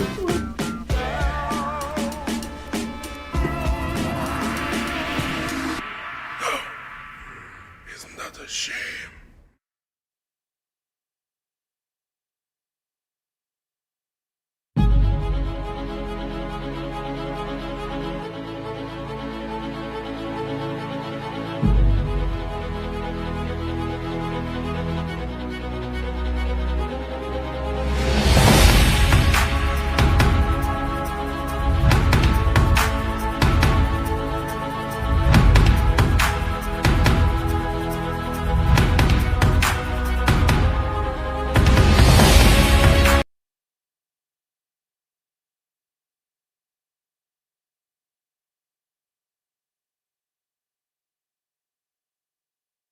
Welcome back to the Otterbolden Stadium, and of course, live streaming services by ACMG. Don't miss it for all your streaming services. Whether you have a wedding, funeral, party, religious events, you could check them out. Remember to call the numbers on your screen. That's 752-0477. That's the number to call for all your streaming needs. But back to the action on the pitch, as it's the first Citizens Cup. I'm going to pair together with Radanfa Abubakar. Radanfa, it was an interesting first half. What can Matura Reunited do to get back in this one?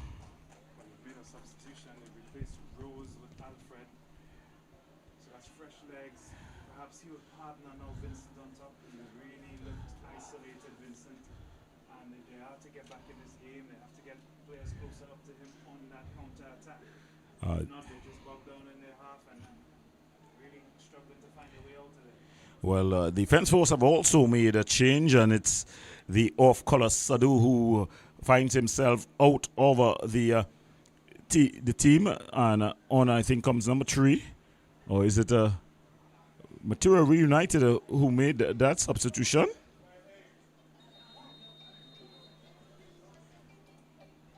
So yeah, it's coming on is the number 17 in Curtis Gonzalez. So Brent Sam is also on. As we see an infringement and an injury. So it's Sam who's also on. We'll try to get those substitutions for you shortly. Brent Sam has replaced Oliveira. Also coming on is Curtis Boyle Gonzalez. He's replaced Garcia. And on his hands and knees is Rihanna Moore. So he's come on. Sadu has gone off. As I think we're also seeing Jelani Felix.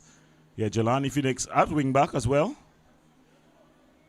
Arahu Wilson still on the field, so he's going to be tucking into the midfield area.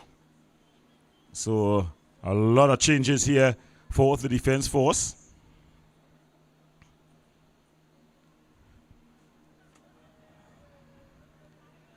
As Matura United, they look to come forward.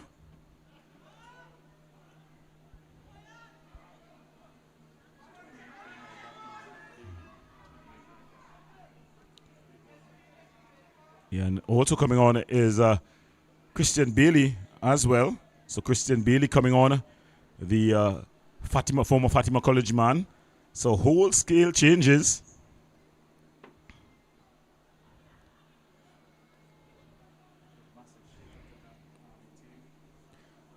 So it tells you one thing: the coach was not happy with what he saw in the first half. He wants some more adventure, but it's Bailey who finds Curtis Boyle Gonzalez. Gonzalez aimed at more takes it down, but he goes down, and the Matura team able to do what they've done in the first half, just cleared upfield. Gonzalez first to it, and it falls to Michael, puts the ball forward, but it's a bit too far forward, and Bigot is able to claim it.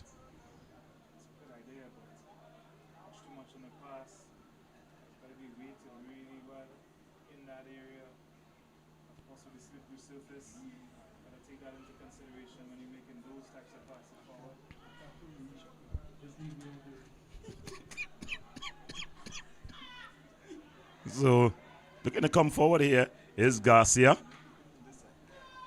Doing quite well, but he's just straight into an offside position there. But that's Alfred. So Alfred showing signs of intent, Radanfa.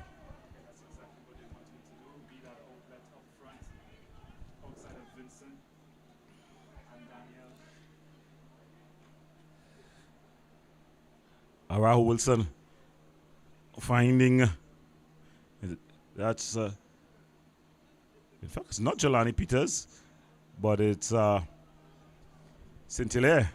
So a host of attacking players on the pitch. Shaquille Shaq Bertram. Ball falls to Bertram to Bailey. Back to Bertram. Bertram looking to tee things up. Getting into the area. But then he committing the infringement. So it's wholesale attack here by Coach Denzel Table. Red Anfa.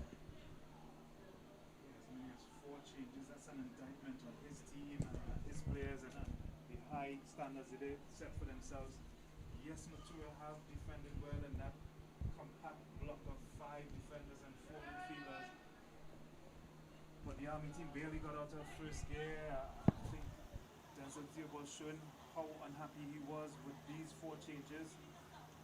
Looking to inject a little more pace and, as you said, a little bit more adventure into this defense force team who, in fact, barely looked like they got out of second gear in that first half.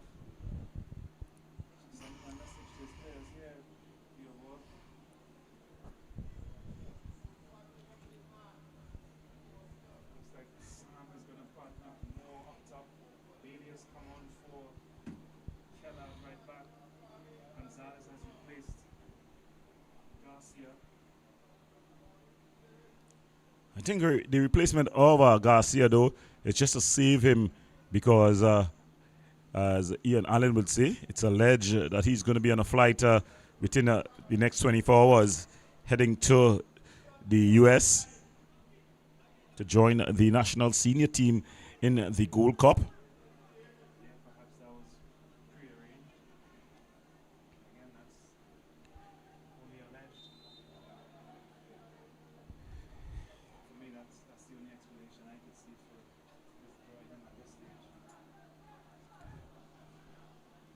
Strong defensive header there by Arahu Wilson.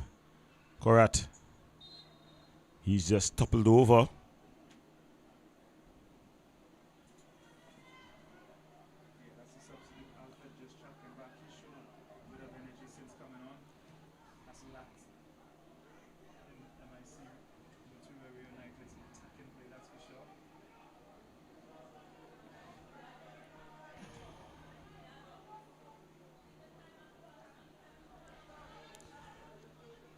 Ball played in here, and Saint-Hilaire looking to go for a run, always willing. In fact, that's Oliveira who's going to a more defensive position.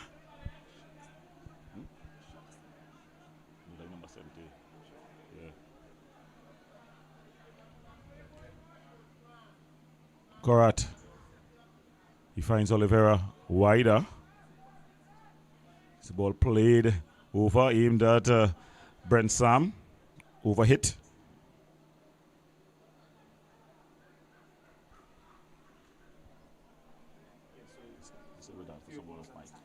It's changed a bit, so Sam is partnered by Moore as their 2 strikers. Bertrand and Oliveira flank those 2. And then behind them is Coriat and their number 6.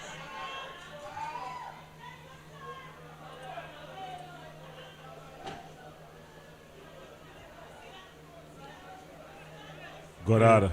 Yeah. Sam. Nice work by the big man.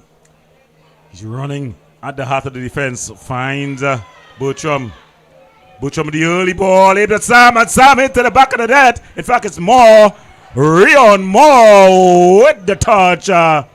It was just what Coach Denzel Table ordered. It was an exciting run by Bertram. The early ball into the area. And Moore giving his team more, just hooking that for the wrong. The keeper could do nothing but watch it go into the far corner. And Defense Force, they lead 2-0. Yeah, good work from Sam initially to get it wide for Bertrand. More hunger there shown by Rion Moore to get in front of his defender. Charles waited on the ball a bit. He should be attacking and more aggressive to that. More able to get ahead of him and poke it past the keeper. To double their lead here, Defense Force. That's what they've been brought on to do, and that's exactly what they've delivered. So with that early goal in the second half, you could expect not only the showers to open, but the goals to open. As it's Oliveira who, with the cheeky finish, it's raining goals at the Otterbolden Stadium. The French Force, they're ramping home 3-0. Yeah, Matura losing their shape now. Heads down, they're arguing. And this might turn into a long night. Good interplay with Oliveira and more. Clean, smooth, accurate. Superb finish. Still had a lot to do and did it well. Clipped it over the keeper.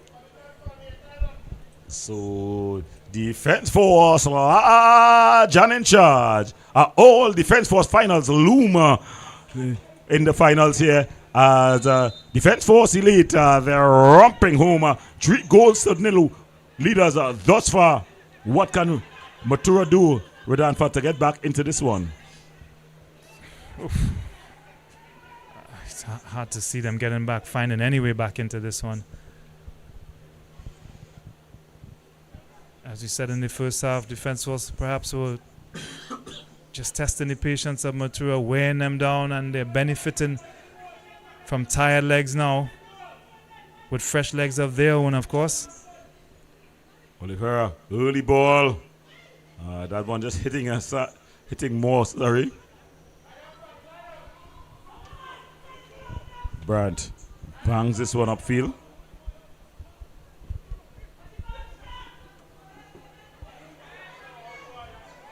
No call by the referee. Peter is able to win it. Bailey finding Bertram. Christian Bailey has been converted to a wing back. Rodan, for your thoughts on that move? He did play there for the under-20 national team as well. In his Fatima days, I reckon he would have played more centrally. But an intelligent footballer, so he's comfortable out there as well.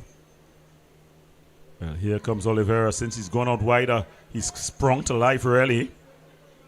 He's had some excitement to this Defense Force attack. It's been all Defense Force, and this is the second half. Matura reunited, looking to make a substitution as they seek solutions. So it's going to be the number 25 who's going to make his entrance. That's Raquel Gerard Dixon. A good, solid name if ever there was one. Raquel Gerard Dixon. So he comes on, and off goes Hazel. Dixon, all of 6'4", so it's like for like there. Sam pulls this one back, but Timothy is able to win it, and he aims at Vincent, but it's a good defensive header from Peters. Shaquille Bertram. Korat. Godare. But some good fight there by the Defense Force. They're leading 3-0, but they're fighting for every ball, winning every battle. Rodanfa. Yeah, well played from Coriad, not shying away from the tackle and from roughing it up a little bit. Oliveira, he's come to life out wider. Some good defensive work there by Timothy.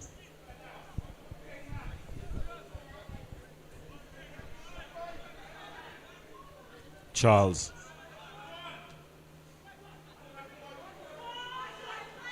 Heavy touch, but he's able to recover it. And they go to the other Charles. Streaming forward here, Matura. Finally, they've decided to come out of their defensive shape. So you're seeing that some coaching has been done with this Matura team. They're able to switch the gears in terms of where they defend from. They were defending from a very low block. Now they're defending high up the pitch. Bailey looking to make them defend here again, but his pass is cut out.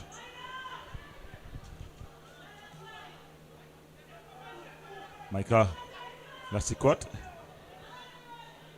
losing out, but then they're able to recover.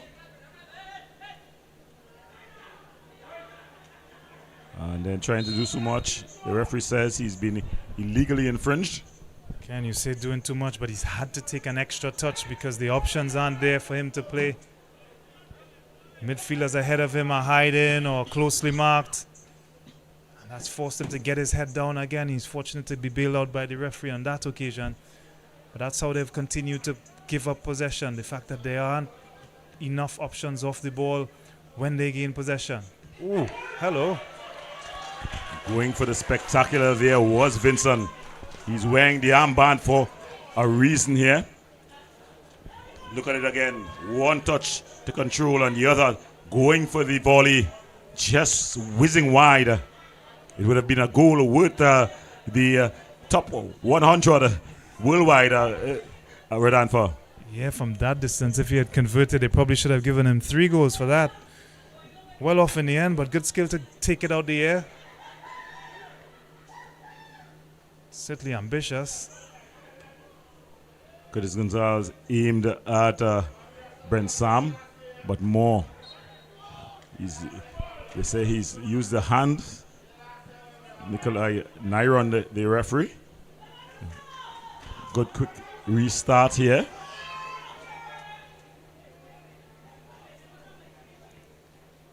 Peter's trying to usher away, and I think it's gonna be. He says a corner. Definitely would have been a goal kick. Came off the attacking player last. Look at it here at home. You definitely saw the challenge went in. One more look. A bit of a ricochet. Yeah, you see, it was definitely a ricochet. You would have seen. But this is the first corner of the match for MIC Matura United. So left-footed in-swinger. But it's going to be a corner. Ball swinged in. The Matura fans, they filled the Otterboulden Redanfa. You're hearing them shouting their support to their players. Yeah, anxious and hopeful cries really from them. And is that a red card? And Moore finds himself in the referee. It's a straight red there. So Rion Moore, he's gone from hero to zero. He got the goal for his team, but an awful challenge. Was it a red card challenge? Let's have your opinion at home. But the only opinion that matters is that of the referee. So it was a challenge here. And let's look at the retaliation. Oh, wow. He went through the player, all on the back of the player's knee. That could have been dangerous. And more action here as Nikolai Nyron gives a card to Jocelyn as well. So Devon Jocelyn gets himself a card.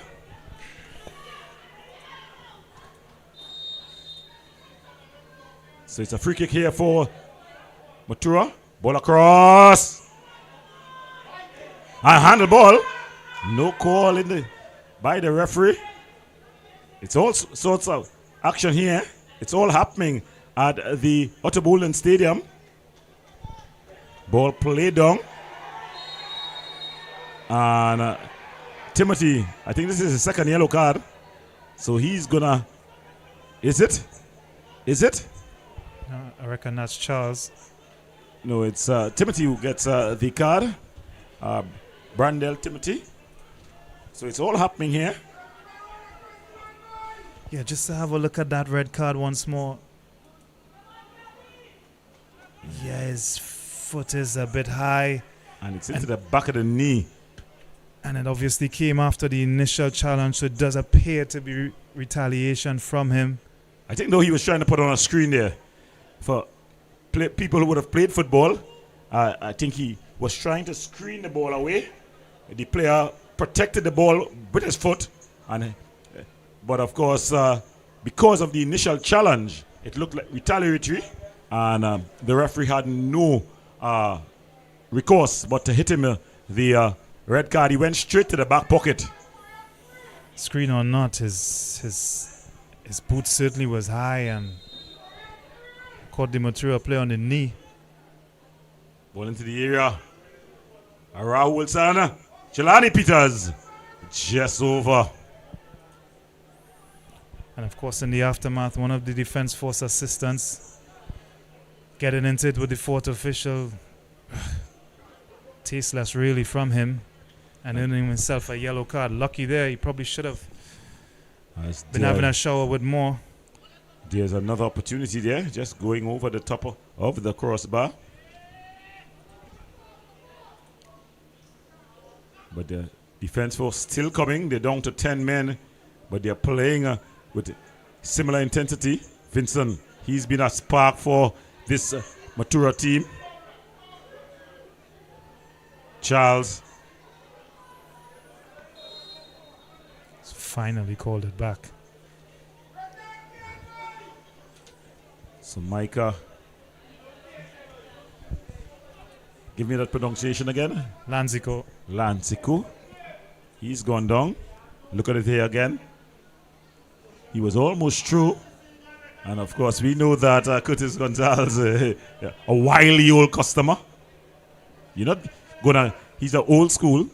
You're not gonna pass with the ball. Either the ball or the man who's gonna pass. On that occasion, the ball passed. Micah, he felt the brunt of it.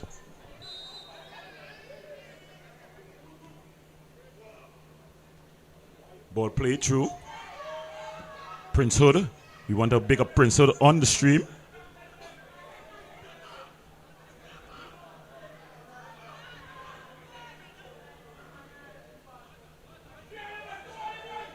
Good strong tackle.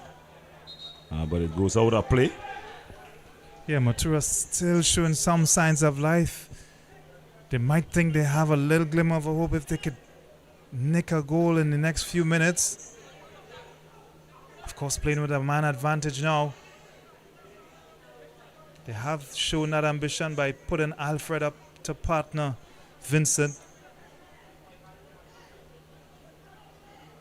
But the truth is really they haven't quite had enough quality to create a clear-cut chance just yet. But they can't hold back anymore for much longer. They have to go for it. And what better opportunity than against 10 men? Well, they have just about 24 minutes left in this one. That's a whirl of time in football. You have the man advantage. Yeah, there's no point sitting back now.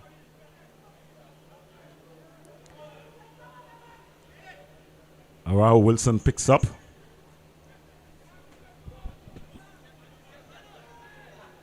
And it seems that they have had a bit of a switch up now. They've gone forward the back. Committed an extra body in midfield.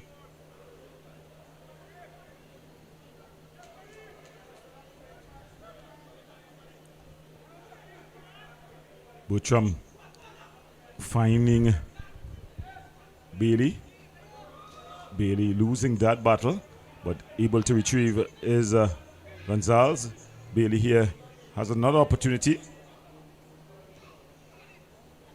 So Defence Force in their rondo mode here now.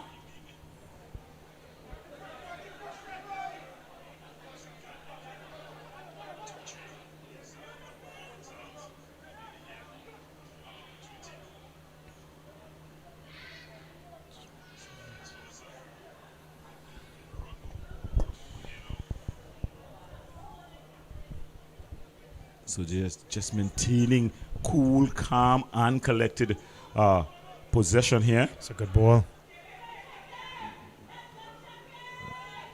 Vincent just trying to do a bit too much, and he loses out. Just way too long about it. Gave Bailey so much time to get back and effect that interception.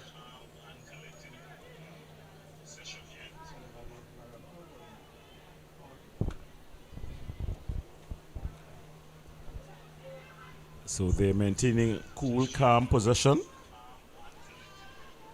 The Defence Force are quite sure that they're gonna get a victory here.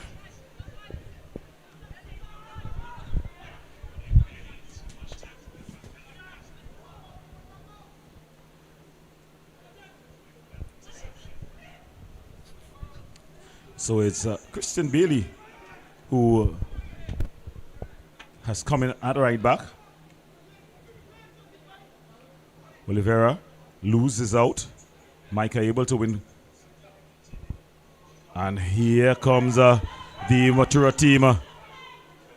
Alfred finding Vincent just behind the foot of Vincent. Yeah, there's that lack of quality that we referred to earlier. Yes, he was up in support, but again, can't combine and gives Defence Force enough time to scamper back and regain possession.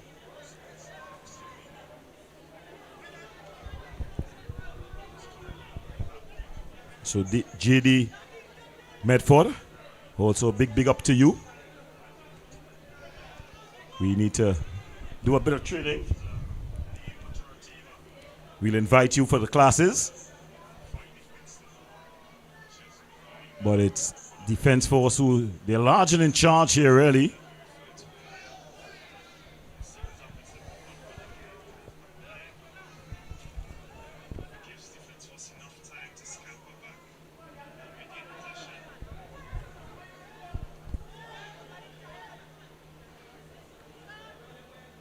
So here comes a goal kick. It's well defended by Charles.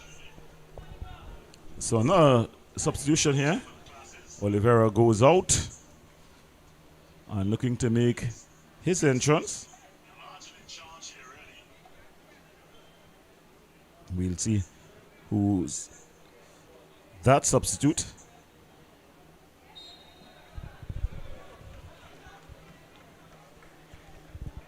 So Oliveira, with his goal, he's gone to the bench. And making his entrance is Hitlal, Kendall Hitlal. So they've emptied the bench really, Rodolfo. Yeah, that's the final substitution that they're allowed. Ken Hitlal, PC winger.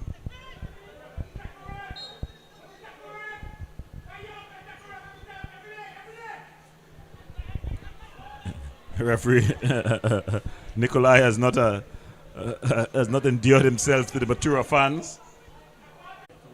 For Defence Force, and you would think they would have to work a little more for this victory, being a man down.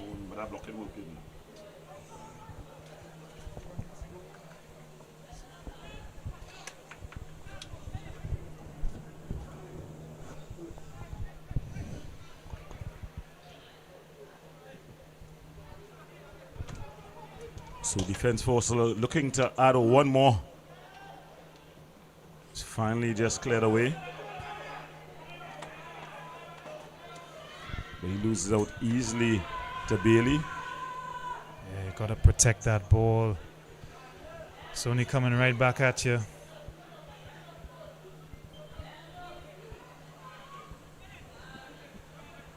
So Christian Bailey just maintaining the possession. Caught. Good tackle there. Chance here to get on with it quickly. Vincent, a willing shooter. Anytime he collects it, anywhere next to the goal, he's gonna be trying at the goal. It's wayward. I don't think could consider that even a shot on goal. Just sort of swiped his boot at it. A lot of unforced errors there. You don't need unforced errors.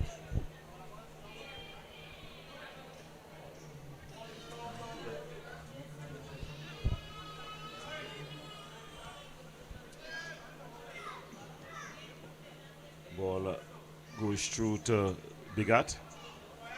Bigat finds Godard. Bit of a mistake and another shot coming from distance there. So Garcia getting into the action now. A bit of a deflection, so they'll get a corner. That's sloppy, very sloppy from Gonzalez. You wouldn't expect that from your senior player. Giving Matura a sniff at goal, and now they have a corner to defend.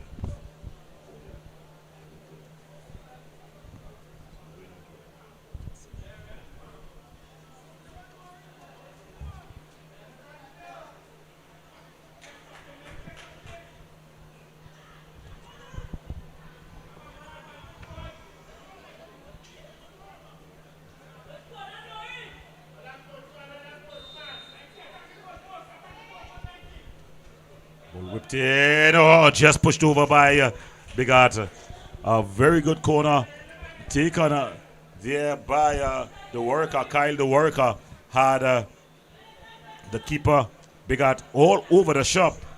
As we look at it again. Yeah, some work to do for Bigot. It was dipping under that crossbar, and he did well to scoop it over the top.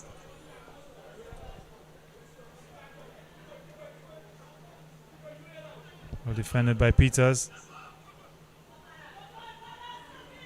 Arau was able to clear. But only as far as Micah, and he heads back to Charles. Exchanging passes. The man from Carenage. Aimed at Vincent. Jelani Peters does well. Buchum. The worker. It's better for Matura.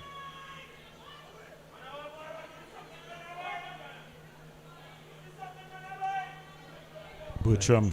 That quality lacking. Could be in trouble on the break here. Good defensive work there by Charles. So the game is open up here. Matura throwing bodies forward. Arau Wilson are able to make the recovery challenge. Just puts it out.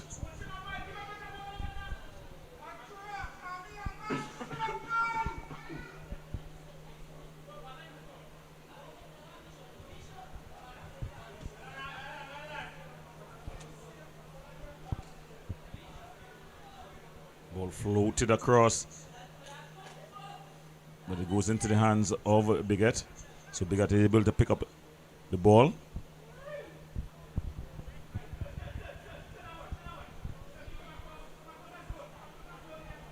Christopher Bigot pulls this one out. Ball played through. Aimed at Big Brent Sam. Brent Sam controlling things here.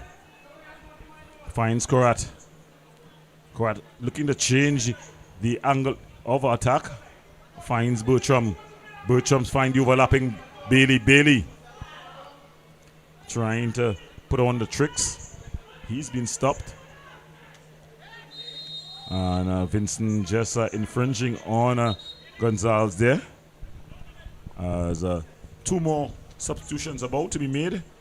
Coming in for Matura is Caesar, the number 16, and the number 6, Tyrese Modest. So Tyrese Modest comes in. A sub for a sub, it looks like, as number 28 seems to be being withdrawn. That's Alfred. Andre Alfred comes off. Korat with a shot. Going for the spectacular outside of the boot. Flashed over. Didn't come down in time for him. Very, very difficult to keep those on target.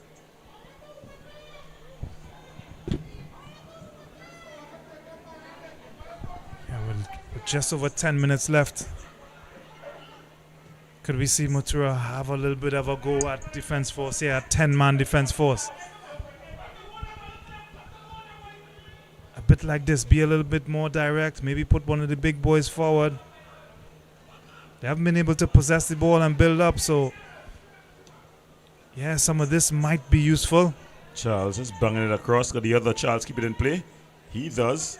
So one Charles to the other. It's not bad. David. And they gain their team another corner here. Much better from Matura. And appreciated by their traveling supporters as well, who don't want to see them go down meekly tonight. Well, they just got a little over 10 minutes plus whatever time would be added on as we approach the 80th minute here. Ball whipped into the area. A Matura player got his head to it but was unable to put it on target. Look at it again. Whipped in. Yeah, might have been Lanzi Cole that was closest to it. Didn't look like he really wanted to head it, but he was closest. That chance goes a beg, and that might have set us up for an interesting last 10 minutes.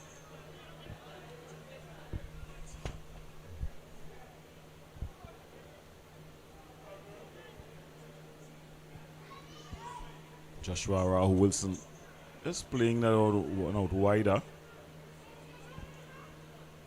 Karata just exchanging passes. Hitlal putting on the fans. Is it the Lasco fan?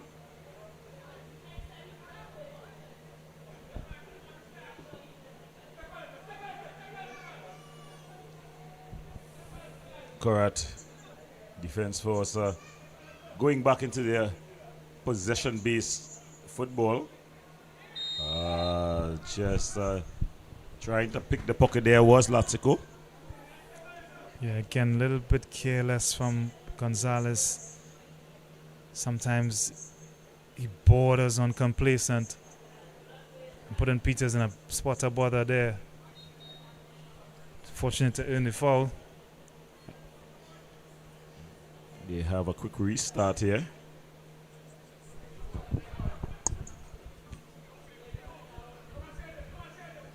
Bertram. Ball across. Good defensive header by Timothy. Just heads it clear. The former St. Anthony's man. Started his football at the top tier, or the top level of football with Real Westford in the Ascension.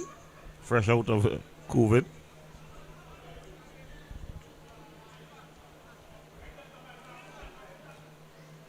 Big Brent Sam goes on easily. The referee's not buying what he was selling. Jelani Peters just clearing that one out. Of course, Jelani Peters, one of the players would have played with Toronto FC. Had a good stint out there, was injured, suffered a knee injury. And guess what? Because of his work ethic and quality, the club kept him for almost 2 seasons.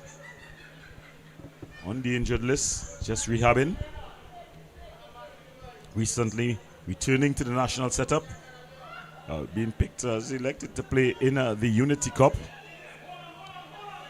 Lanseko running at the heart of the defense. Jelani Peters lucky not to get a card. He's not lucky. He's not looking at the referee at all. Yeah, silly foul, unnecessary really. He's running nowhere fast.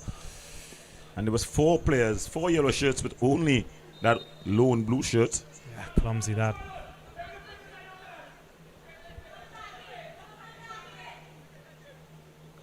Trying to get the drills going here. Charles finding the substitute, puts it into the area. Hitlal, and then it's cleared by Araha Wilson. Only as far as Timothy. Timothy teeing things up, but it's hopeful, almost hopeless. Redanfa.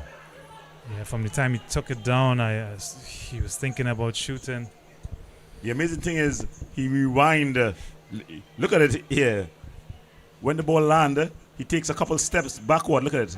He gets it under control and he takes a couple steps backward to get That's the ball behind it. Nigh on 35 yards out.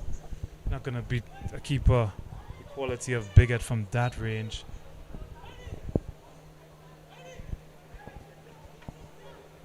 So remember, coming shortly, it's the website Wave TV. WaveTT.com. To get all your local sporting diet as well as culture. I'm being informed that by the managing director and owner, Mr. Ian Wilson.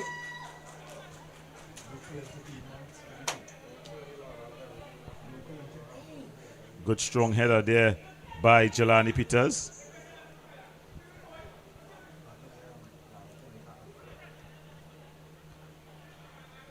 They go back to Bigot. Joshua Wilson. Of course, Joshua Wilson, the former Fatima man. His younger brother is more famously known, Justin, the goal scorer. But take nothing away from Joshua, solid defender. And he's also been able to play in more than one position, as he's shown this season at the Army. Yeah, started off at a defensive midfield position for much of the first half of the season. Of course, with his left foot, he can slot in at that left back or left wing back position, as he's done a lot in the latter half of the season. Very versatile. And if it's one thing that Coach Denzel Theobald has been, is he's been very versatile in his use of players. Players have played more than one position. And again, another hopeful shot.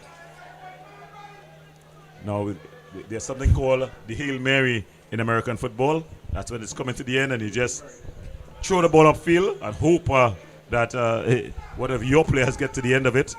Well, Matura is doing just that. So as we approach the end of this one, it seems like it's going to be an all Defence Force final, predicted by some, but not expected by many. As the Defence Force Tier 2, they got past Police FC 3-2. At the death, it was Dwight Contero that put the stake in the proverbial heart, as the Defence Force here just toying with Matura.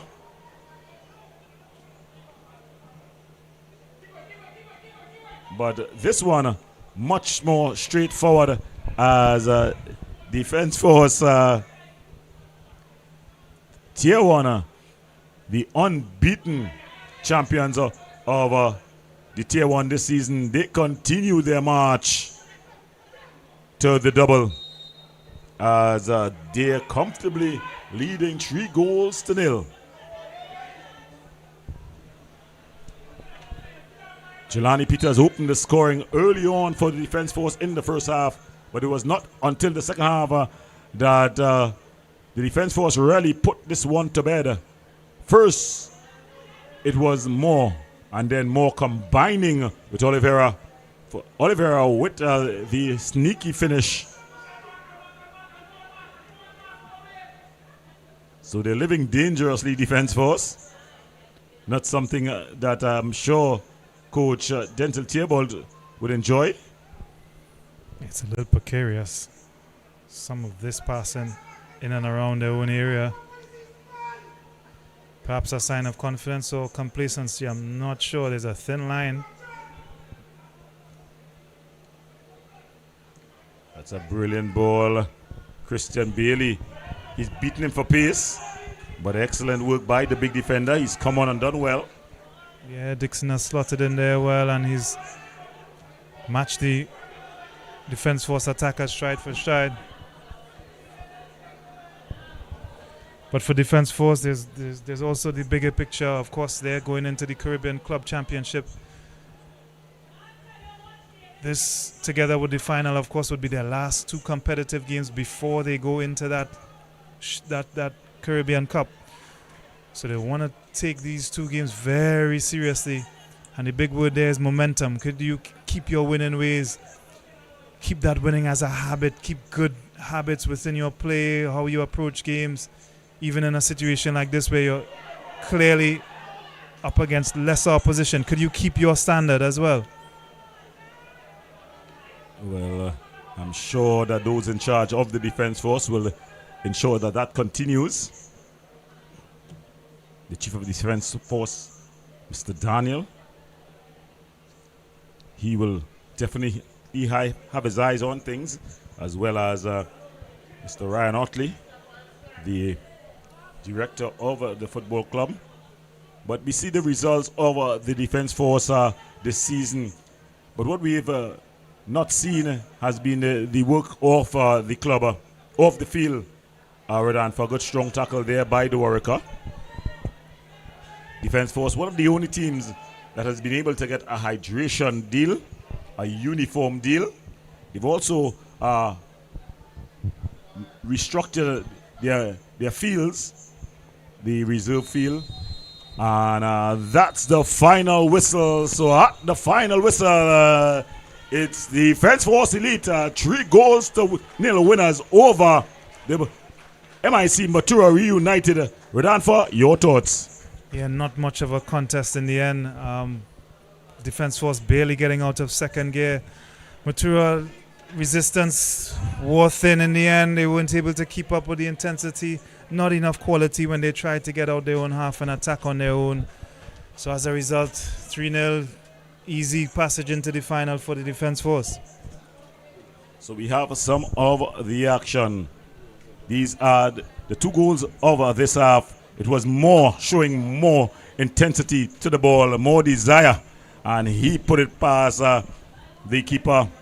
And then combining here with Oliveira. Oliveira had some work to do. He did it quite well. And that was 3-0. Their Defense Force large and in charge. They have booked their place into the final. They would meet Defense Force Tier 2 on the 18th of June. It's an all Defense Force final. So from all of us here, the whole production team, Rodolfo, Uncle Jerry, Anthony Gay, and Wendell White, and Ian Wilson, I want to wish you good night and good luck. First Citizens Cup action comes to Wave TV and Flow Sports on the 11th of June as Defense Force Tier 2, they meet the Miscellaneous Police from 6 p.m. at the Otterboulden Stadium. From 8 p.m., it's the Defense Force Elite, the unbeaten champions of Tier 1, as they come up against the MIC Reunited team.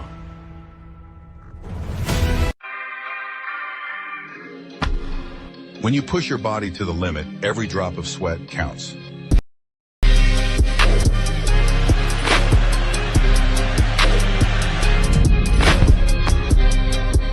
Reboot isn't just an electrolyte drink, it's your recovery partner.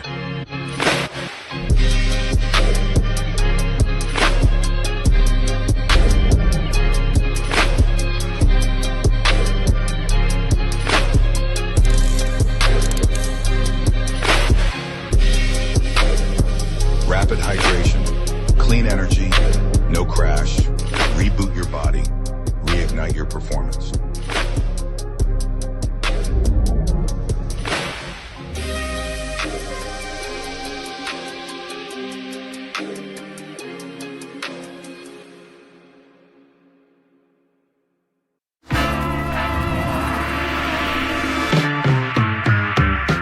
I don't care how much it costs.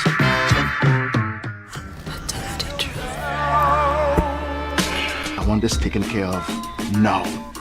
You, my friend, you're playing a very, very dangerous game. Is this son how you get his number? What's important here is that you give me files for the Clark case. Watch now, bully. Come on at me, dig now, boy. This is dark. You wouldn't dare lie to me now, would you?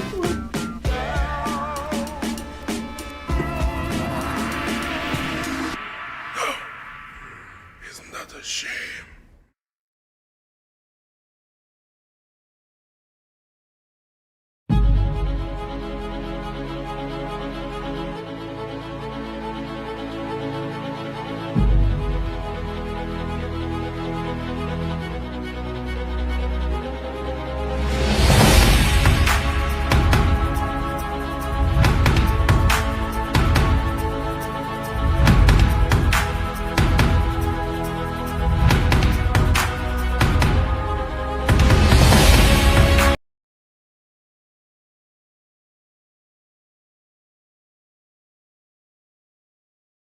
First Citizens Cup action comes to Wave TV and Flow Sports on the 11th of June as Defense Force Tier 2, they meet the Miscellaneous Police from 6 p.m. at the Otterboulden Stadium. From 8 p.m., it's the Defense Force Elite, the unbeaten champions of Tier 1, as they come up against the MIC Reunited team.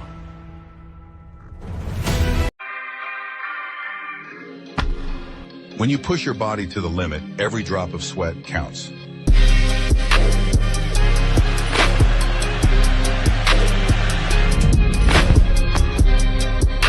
Reboot isn't just an electrolyte drink, it's your recovery partner.